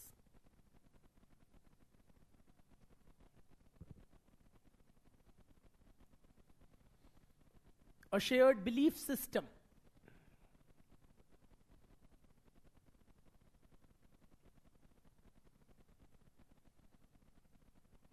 and also helps to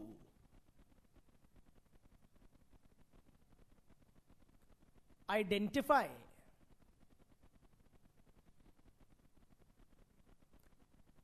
justify and rationalize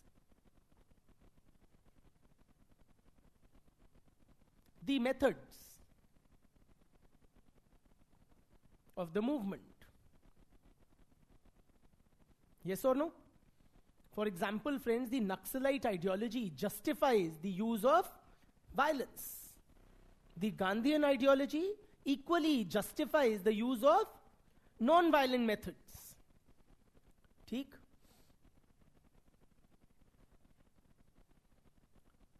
Full stop. मतलब जो भी लिख रहे हो उसके बाद full stop.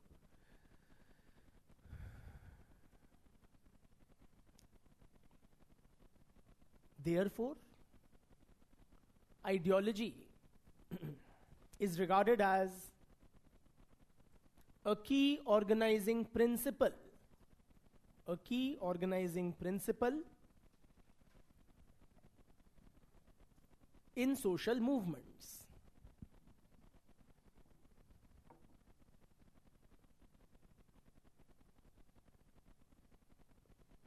ठीक है? That is about ideology and social movements. Now let us discuss the challenges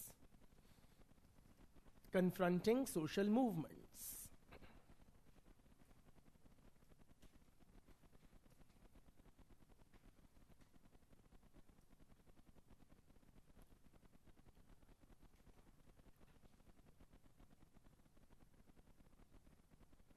So social movements in the course of their development encounter several challenges.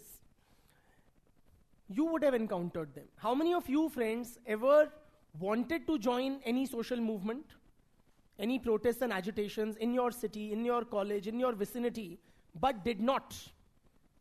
हुआ है ऐसा कि हम करना, या you were angry by a particular situation, or you were aroused by a particular issue, wanted to launch a movement but did not? हुआ है नहीं हुआ है? कभी खून खोला है नहीं खोला है? कब खोलेगा तेरा खून? क्या था वो, कुछ था ना ऐसा, फैजल, है ना?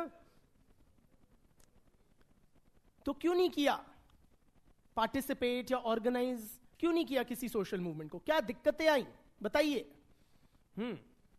कभी मन किया होगा समाज बदल देना चाहिए, इतना अन्याय है हमारे साथ हो रहा है, whatever group we belong to, lower caste हैं या विमेन हैं या LGBT हैं, हाँ बताइए मुद्दा क्या था और क्यों नहीं, आपको क्या कठिनाई आई? निर्भया इंसिडेंट करना चाहते थे पार्टिसिपेट, उम्र नहीं थी और घर वालों की तरफ से अड़चन थी। हाँ और क्या घर वालों की तरफ से क्या अड़चन थी? जाने नहीं देते थे। क्यों क्यों नहीं जाने देते थे? लाठी चार्ज हो गया तो? हाँ,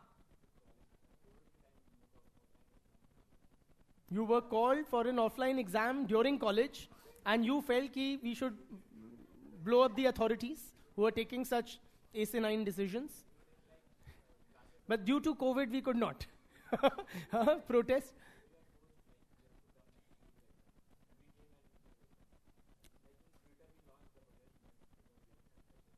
It was suppressed on Twitter also.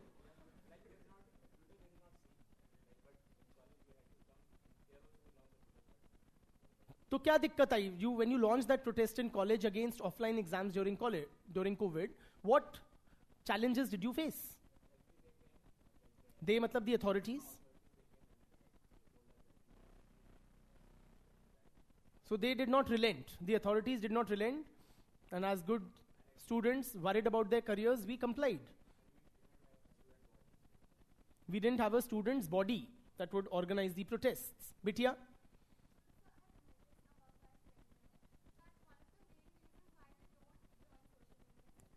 Talk about yourself, if you may.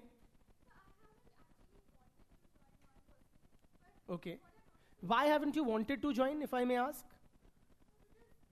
I'm privileged enough, or I have not faced any difficulties personally.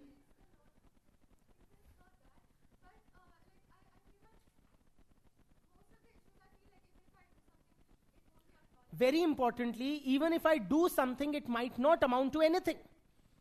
So, what will I rather do? I'll rather empower myself through other means, such as studying, doing brilliantly in this competitive exam.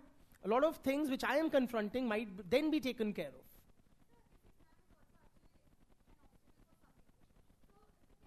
Yeah, please.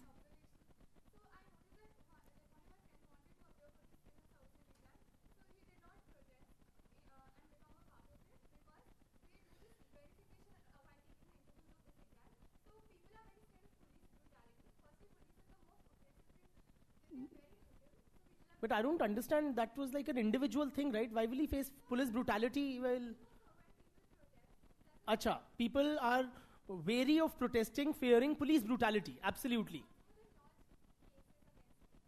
Yes, or it, officially your record getting tarnished. Bhaiya, I aspire to be a civil servant.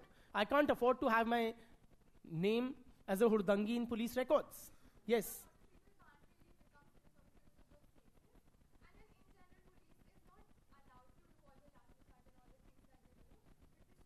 Yes. So the state uses its strong arm tactics to suppress dissent.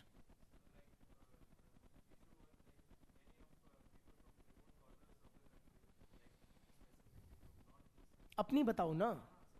हाँ.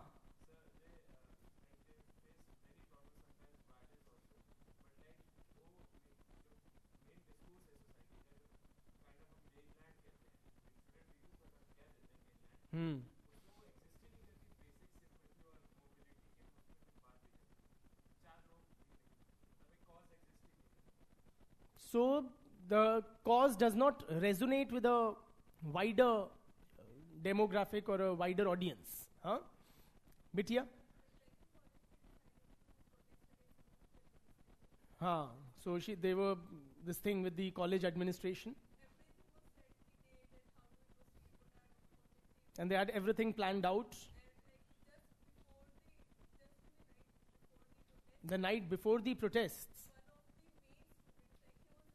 one of the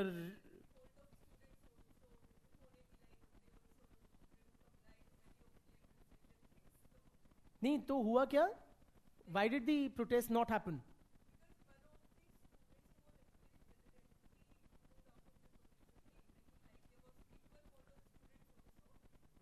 So one of the leaders basically changed his mind, or her mind. So the protests were, what we learn from here, protests can be quite leader dependent, right? So if the leadership is in any way compromised, say co-opted, it will also affect the movement. Bitia. हाँ, college protests again, mess food, hostel time बढ़ाइए, हाँ, हाँ,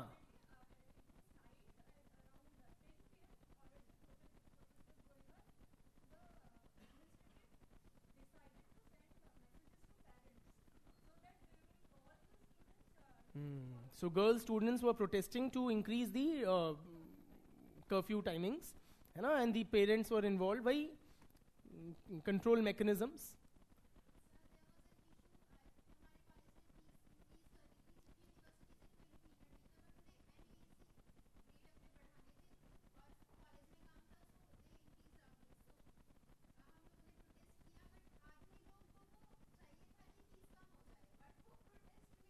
क्यों नहीं आए? Very importantly, lot of people wanted the fees to be reduced in a college, but they didn't join the fee hike protests. क्यों? Marks ना चले जाएं और some negative repercussions. Beyond college किसी ने नहीं कुछ सोचा.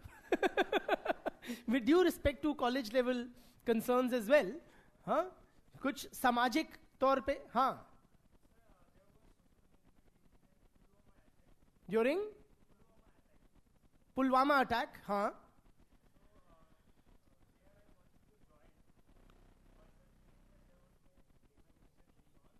so pragmatic considerations, exam थे तो कहीं जाते. बिटिया.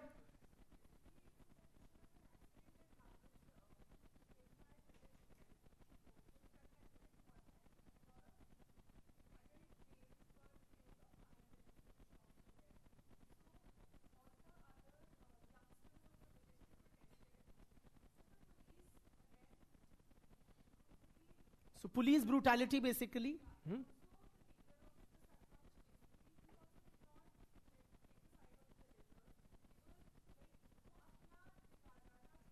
So the leadership was trying to, yes, trying to straighten their own ullu.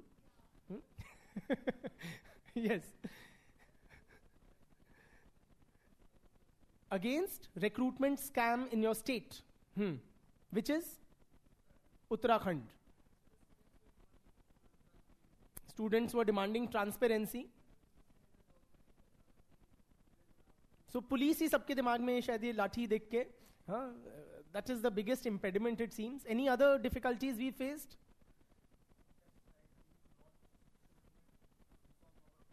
He wants to launch a social movement to reform the polity. Yes. What can I do alone? Really? So why don't you think of involving a broader audience?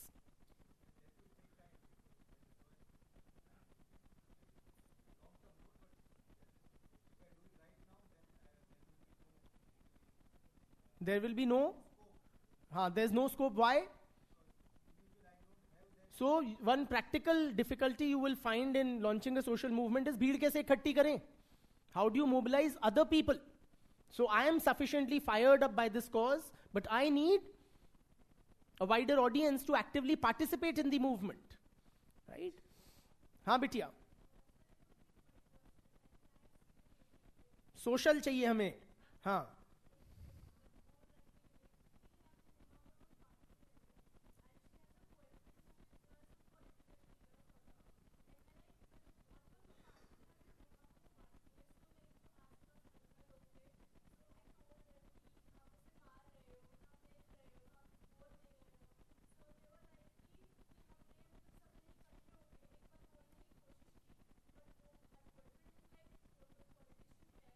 ठीक है.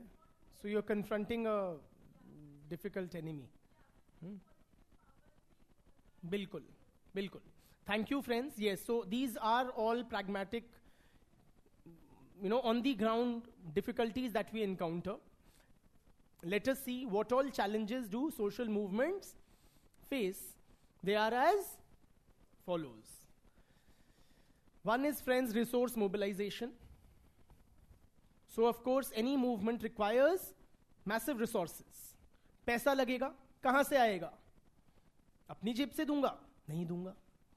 जनता से mobilise करूंगा? कैसे करूंगा? लोग मुझे क्यों देंगे? Yes or no? पैसा चाहिए, people चाहिए, media attention चाहिए. Whatever resources are required to mobilize them is a daunting task. दूसरी बात, inertia. Inertia is what? छोड़ना यार. Simply, friends, we become complacent with the prevailing arrangements, even if we are disadvantaged in them. People tend to, not doing anything has its own appeal. Yes or no?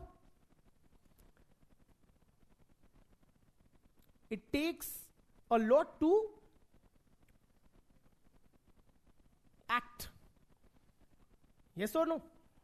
So people develop a certain sense of comfort with the prevailing social arrangements, even if they are disadvantaged. So there is some sort of an internal inbuilt resistance to change. ठीक? तो अगर मैं गरीब हूं या मैं worker हूं, class inequality है, एक्सप्लॉइटेशन है, as Marx would tell me, but then I accept it. कि अब है तो है. Yes or no? Another challenge is the legitimacy of the prevailing social order.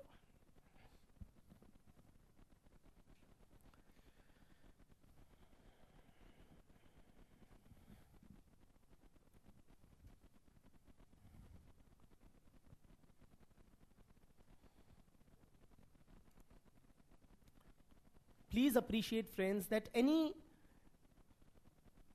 arrangements which have been in place for a long period of time, they develop a legitimacy of their own.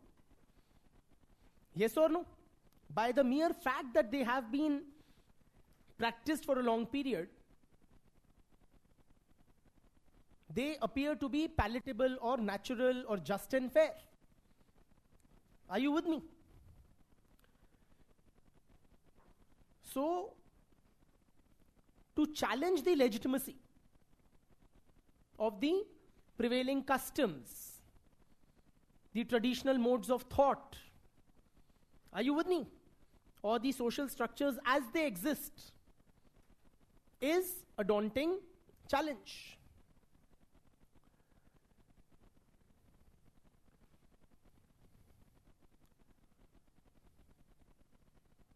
For example, feminists or the feminist movement may protest against the practice of dowry in Indian society, but dowry has a lot of legitimacy. You may have made it illegal, but it still carries a lot of legitimacy. But it is a long-standing pratha.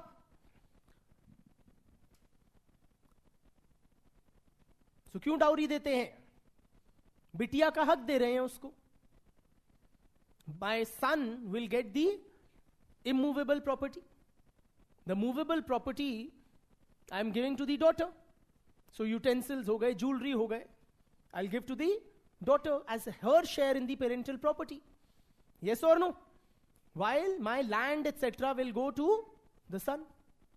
Because it's the daughter will move out of the house. So she should take with her that which she can from the parental assets. सही है या नहीं है? हमारे बाप दादा भी देते थे, सैकड़ों सालों से देते आए हैं.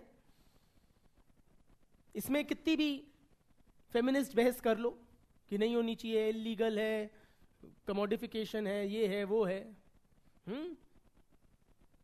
सही है नहीं है डाउरी, है ना, ये सब लेंगे, यही सारी जस्टिफिकेशन देंगे. So any feminist movement trying to mobilize people against dowry will not possibly, presumably, find, or it will face this formidable enemy in the form of the entrenched mindset or the legitimacy which dowry enjoys in our society. ठीक. Capitalist system है, पढ़ लो पढ़ा लो Marxist ideology, but capitalism की एक legitimacy develop हो चुकी है. It has been around for more than 200 years now about. Yes or no? In the West. So the Marxist ideology, which tries to discredit the capitalist movement itself, has been discredited. कि क्या बकवास कर रहे हैं? So you cannot question the profit motive or the notion of private property in Western capitalist societies. Are you with me?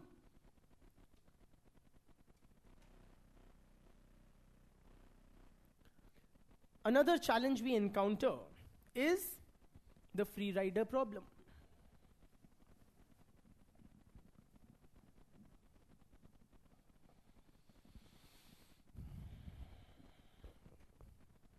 We encounter, matlab social movements encounter. You all know what a free rider is. You must have had or been one in college or schools. During these group projects, there's always one or more free riders. Free rider क्या होता है कि भैया जो सबको marks मिलेंगे वही मुझे मिल जाएंगे, even if I don't contribute anything. Yes or no? Because it's a group-based project, whatever, others will work and I will also reap the benefits of it. साफ बात. So I will not work. Likewise in social movements. How many of us, for instance, supported the cause or the agenda of the anti-corruption movement? Raise your hands. Were you supportive of the कि corruption कम होना चाहिए, जो India against corruption movement मांग रही थी? Please raise your hands. Yes, many of us. But कौन जाएगा लाल किले की धूप में, wasting a full day? बाकी लोग जा तो रहे हैं. Yes or no? So मैं अपने एयर कंडीशनड कमरे में बैठूंगा, फेसबुक पे कर दूंगा like, Anna Hazare. So we want the benefits or the outcome of the social movement but are not willing to actively participate or put in effort. Yes or no? Now as more and more people start thinking in this manner, what will happen to the crowds on the ground? They will dwindle. Are you with me? So this is another problem. People may be inspired by the agenda of the movement but may not be willing to actively participate.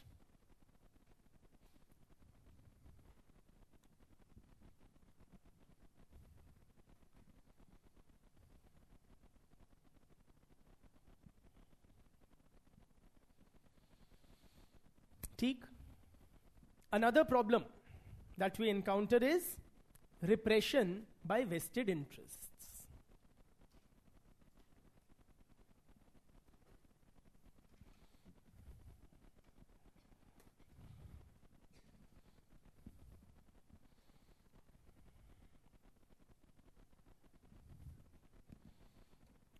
In any society, friends, if social movements are taking place, means what? That some section of the society has some grievance or feels disadvantaged. If some feel disadvantaged, it's a corollary that there will be some who are advantaged or in an advantageous position. In other words, there will be some who are benefiting from the prevailing social arrangements. They have a vested interest in preserving the status quo. साफ बात है, those who are advantaged would want to preserve that advantage. Yes or no? So they may try to suppress the movement, nip it in the bud, delegitimize it. Are you with me?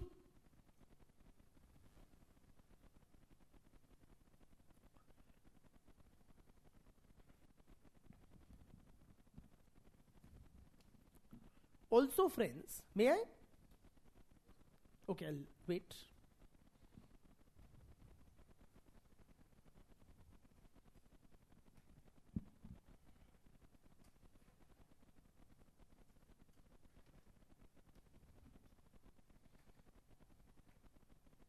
May I?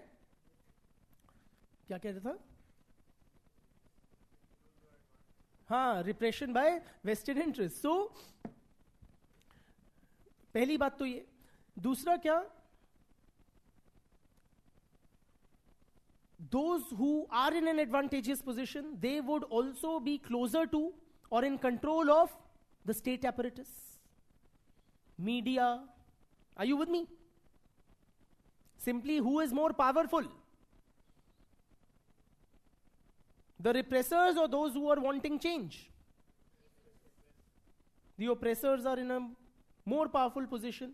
In other words, you are up against a mighty enemy. Yes or no?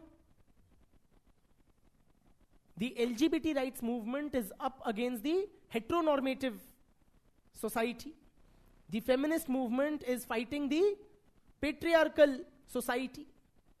Yes or no? The anti-caste movements are up against the higher castes.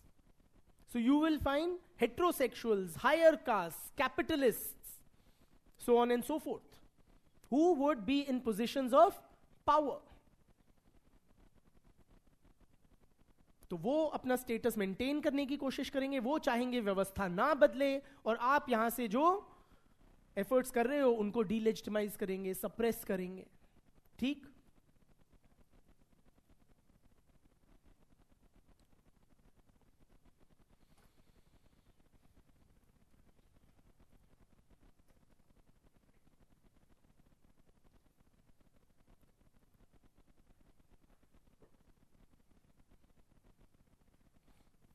Another challenge we face is maintaining the enthusiasm.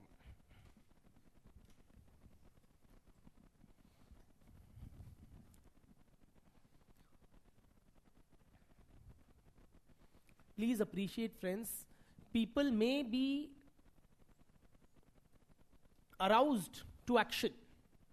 People may be very devoted to a cause. But the moot question is, for how long? It becomes very challenging for a social movement to keep participants enthused enough for long drawn periods of time. Are you with me? भैया नहीं होनी चाहिए देश में corruption. एक बार चले जाओगे रामलीला, 2 बार चले जाओगे, 4 बार चले जाओगे, बट कब तक? Eventually, what would happen? Some sort of a fatigue would start setting in. Crowds would start dwindling. Are you with me? Particularly if the state is, unresponsive to the demands. The movement may tend to peter out or fizzle out. Are you with me? People simply are, far more concerned about their day-to-day issues. Bread and butter issues. मैं daily धरना प्रदर्शन करूंगा या अपना काम करूंगा कि अपनी रोजी रोटी कमा सकूं? काम करूंगा. तो धरने पे मैं कितना आ पाऊंगा और इतना मोटिवेटेड रहूं कि धरनों पे बार बार आता रहूं? Yes or no? Even in the freedom struggle, you must have read, they use this strategy STS. Struggle, truce, struggle. Those truce periods were so that people could get on with their day-to-day lives. साफ बात है, you can't keep people enthused for prolonged periods of time. ठीक? So that is another challenge that social movements face.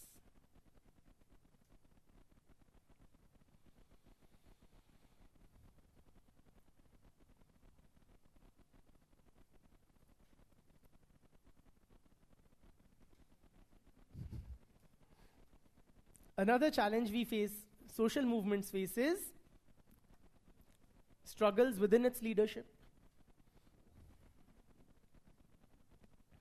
Matlab, there may be internal conflicts. Now, why people may struggle?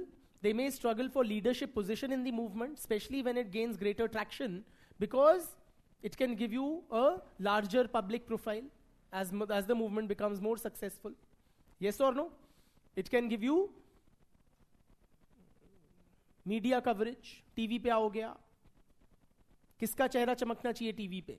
Kejriwal का या किरण बेदी का या whatever. Are you with me? So people may want to hog the limelight, get credit for the success of the outcome of the movement. There may be ideological differences between the leaders. Yes or no?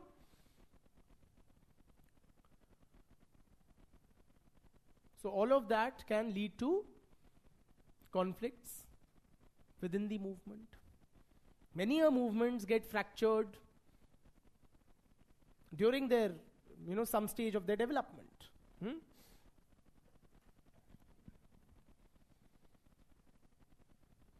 Another problem that social movements encounter, friends, that oftentimes social movements are led by charismatic leaders. And why should that be a problem? Yes, so charisma inherently is person specific. So it becomes dependent on the person of the leader. So if the leader loses the charisma or gets tainted, that may also affect the social movement. Yes or no? कोई case निकल आता कि अन्ना हजारे जी ने रिश्वत खाई थी. क्या होता फिर इंडिया अगेंस्ट करप्शन मूवमेंट का? ठीक, we are not done just yet. Be with me, okay? I want to finish at least social movements and then some more. So that is the challenges that are encountered by social movements. Moving on to discussing new social movements. What are new social movements, friends? I'll dictate also, but these are those movements, or this term new social movements is used to refer to those which, came up during the 1960s and 70s, okay? Especially in the West. Those movements which emerged in the West during 1960s and 1970s and thereafter, they are referred to as new social movements. ठीक? लिखो. According to Simon Holdsworth,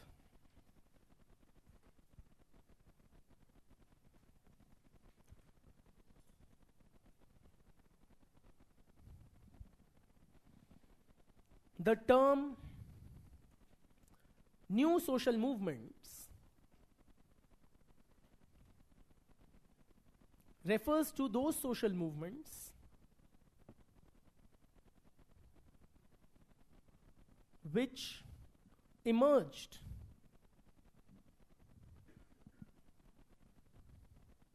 in the Western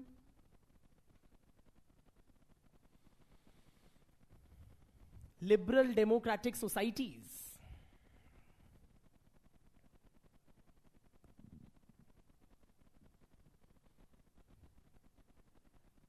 During the 1960s and 1970s.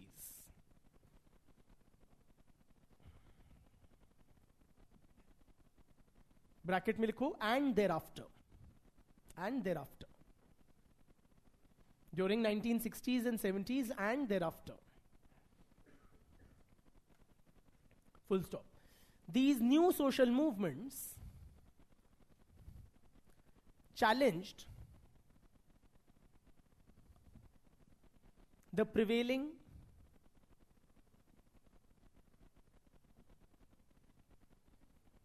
socio-political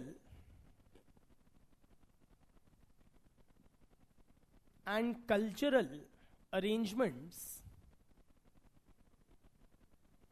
challenge the socio-political and cultural, the prevailing socio-cultural and socio-political and cultural arrangements of advanced capitalist societies.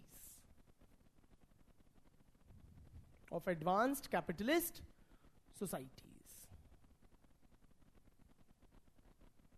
ठीक. Why are they called new social movements? What was new about them? These movements were new in a variety of ways as follows. So one thing that was new about them, friends, was the questions or the issues that were taken up.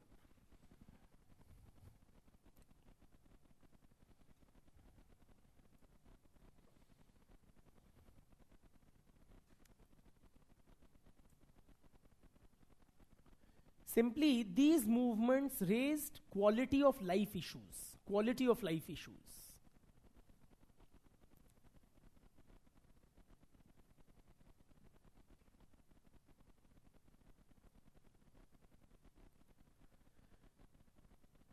See, new social movements were broadly of two kinds. Two kinds of issues were raised.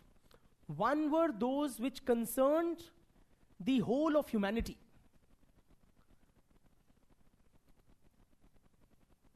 So there were two broad kinds of issues which were raised by new social movements.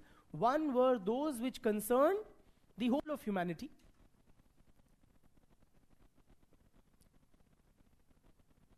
Such as the nuclear disarmament movement.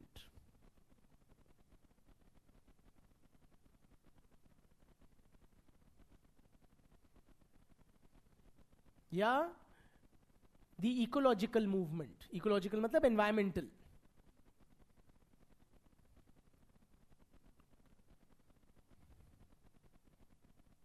या movement for world peace.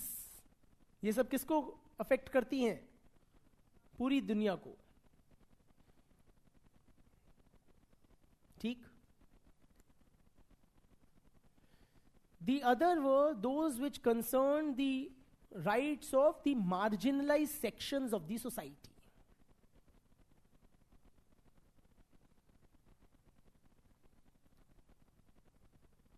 Concerning the rights of the marginalized sections of the society, such as the LGBTQIA+, such as the LGBT rights or the gay rights movement, striving for the rights of the disabled, या racial minorities, immigrants, ठीक है, इन सब के लिए आवाज बुलंद करती थी ये movements.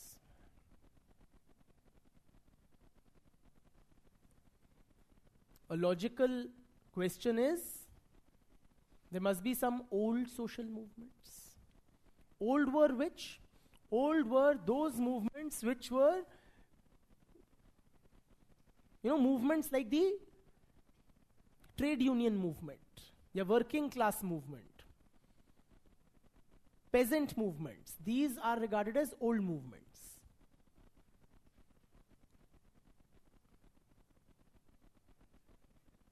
Why are they old? In what sense? Not just chronologically, but also very importantly because of the kind of issues that they raised. These movements, the old movements, were primarily focused on economic issues. The old movements were primarily focused on economic issues. But the new movements were focused on quality of life issues. मतलब new movements जो है ना, they are considered as post-materialistic concerns. Post-materialistic. New social movements expressed post-materialistic concerns.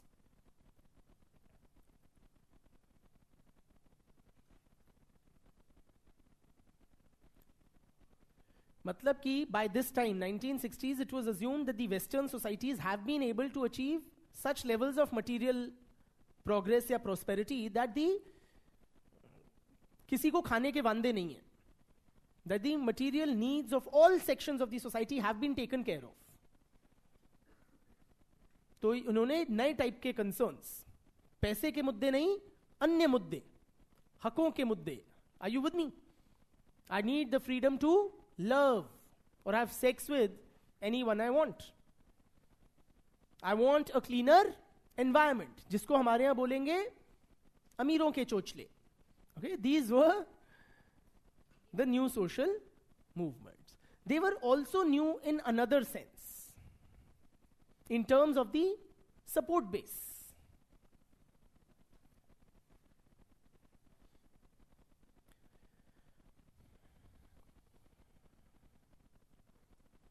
Support base in the sense, the participants in these new social movements were young. They were typically young. Young matlab from 18 to 30 years of age. Itne young. Theek? In the old social movements, the participation was from, relatively older demographics. Not just in terms of age, but also their occupational profile.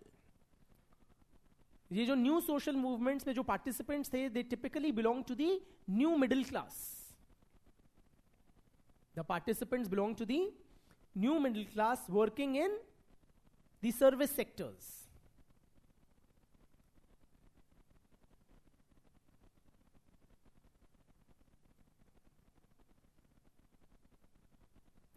New middle class working in the service sectors in the age bracket of 18 to 30 years of age. So people like teachers, journalists, nurses.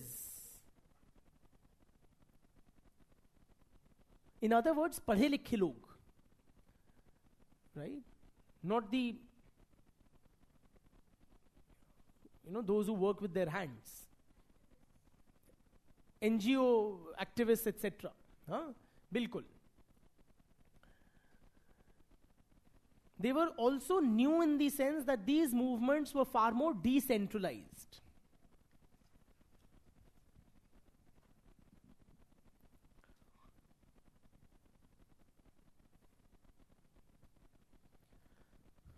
Matlab, they were decentralized in the sense there was no, formal organization oftentimes, or it was semi-formal. There was no clearly identifiable leadership. Are you with me? क्या हुआ? कोई नहीं, मैं बोलूंगा, मैं नहीं सो रहा. I don't know how to undo this. Does anybody know what can be done for this? अच्छा, I just touch it. Wow. अच्छा. नहीं. Guys. So these movements were more decentralized in the sense there was no clearly identifiable leadership. There was no central organization.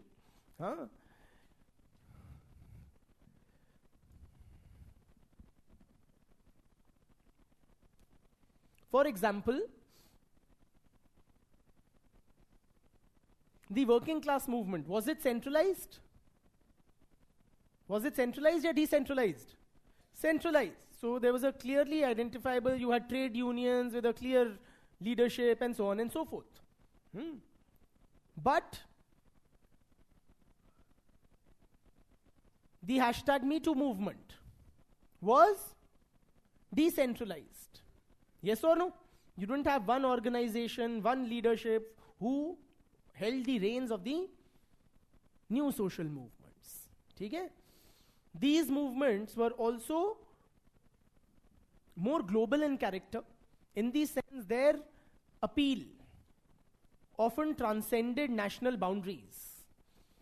People from different cultures would support these movements. ठीक? Ecological movement किस देश की है? दुनिया भर की है. Hashtag #MeToo movement किस देश की है? Spread across the globe. And how did it spread? How did many of these movements acquire this global audience and participation? Yes, through technology. So these movements very adeptly used technology to reach out to a wider audience.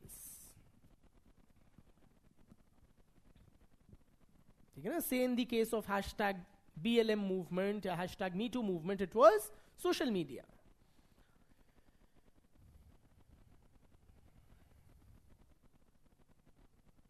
Me Too movement was an organized effort by women a few years back only, in the last decade or so, where many women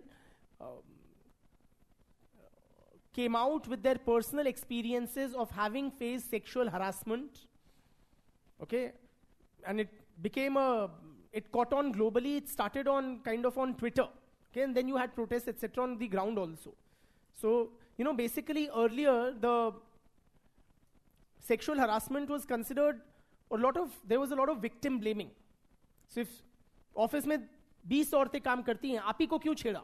You must have provoked, you must have dressed provocatively, तुम हंस के ज़्यादा बात करती हो, so on and so forth. Okay, but with this movement, it was realized that Me Too, that sexual harassment is very commonplace.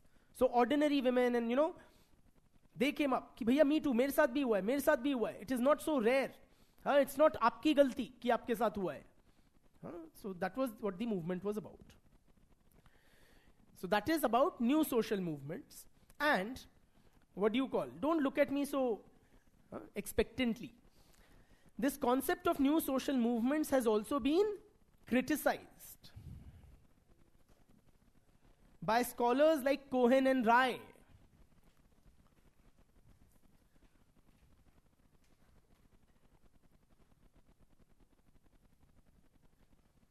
Cohen and Rai,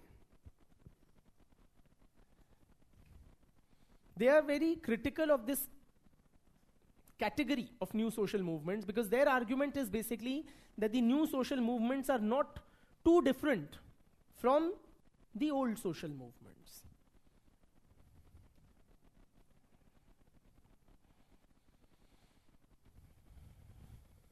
The new movements are not greatly different from the old social movements in terms of their character. For example, friends, you tell me, where will you place the feminist movement? Is it a new social movement or an old social movement? It is, in some senses, new also, in some senses, old also. Yes or no? Or even the so-called, some movements which are clearly identified as new movements. For example, the gay rights movement. It is considered as the classic new movement. Even the gay rights movement or other new social movements also adequately concern themselves with economic issues. Gay rights movement बात करती है that gays के साथ there should not be discrimination in employment. Yes or no? That workplaces should be more inclusive of sexual diversity. Are you with me? इसी तरह जो immigrants की बात करते हैं या Black Lives Matter movement है, blacks के rights की movement है, क्या उसमें economic questions are not taken up? They definitely are. ठीक है? So इसलिए कोहेन एंड राय कहते हैं कि we should not artificially classify movements as old and new. So that is about new social movements. You have no choice but to bear with me. Okay? Another question that I want to discuss. There was a question, okay, in one of the previous years which said something to the effect that social movements are primordial in means but progressive in agenda. Okay, I'm not reproducing it verbatim, but this is what in effect it meant, something to this effect. Social movements are primordial in means but progressive in agenda. What does this mean?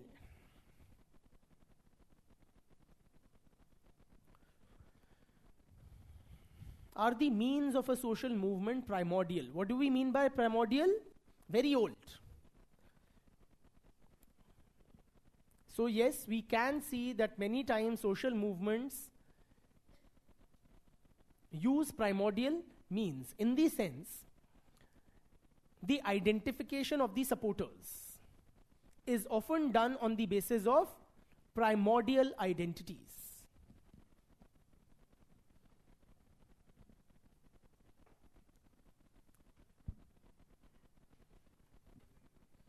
The identification of the participants or the supporters is often done on the basis of primordial identities.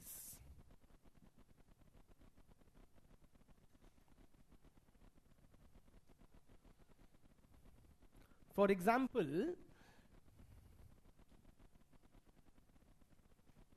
around identities like caste, या religion, yes or no? या ethnicity, या tribal identity.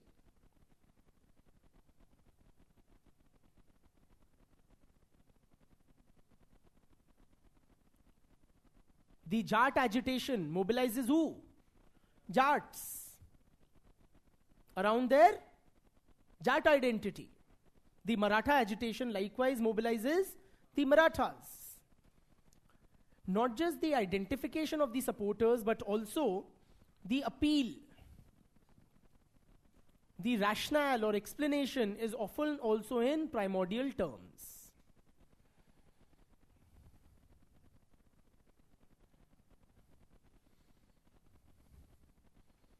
Why should you support the Jat agitation? Because we are Jat Bhai. Yes or no? And why are we having to protest? As Jats, as Dalits, as whichever caste or community. Why are we forced to protest? Because of the historic discrimination that our community has encountered.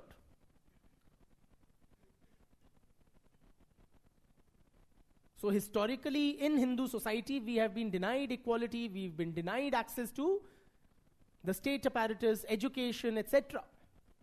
Yes or no? Frequently, social movements also use pre-modern methods.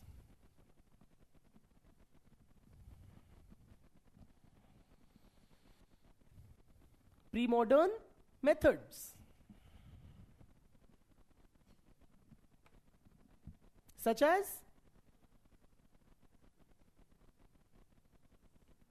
one of the very popular methods is having a large gathering, simply. A large number of people showing up for a particular cause itself is an expression of grievance. Yes or no? So large number of people would turn up on the roads, या sit on a dharna pradarshan. Are you with me? Sit on Amaran Anshan, the favorite method employed by Gandhiji. Are you with me? So, to an extent, yes, social movements are primordial in the means employed, but are they also, can we say, progressive in agenda? Very frequently, friends, what is it that these social movements are trying to achieve? Very often, they are trying to achieve modern, secular benefits for their members, such as greater access to education, modern education, employment opportunities, equality. Yes or no? Liberty. ये सब क्या है? Progressive agenda. ठीक?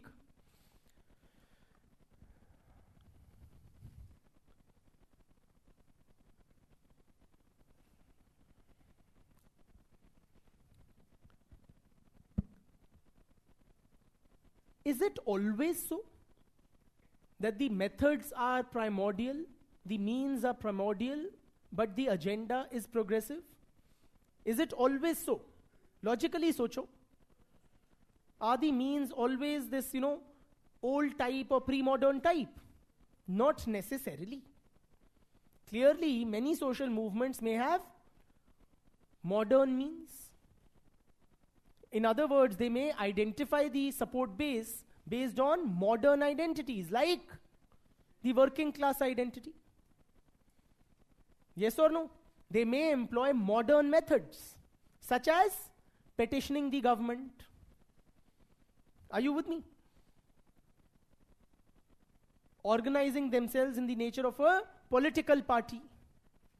These are modern methods. And can the agenda be not progressive or be, pre-modern? For example,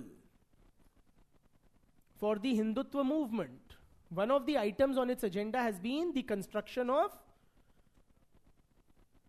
the Ram temple in Ayodhya. Not exactly a modern या progressive agenda. बुरा लगा? क्या करें? ठीक है? ठीक? बहुत बहुत धन्यवाद.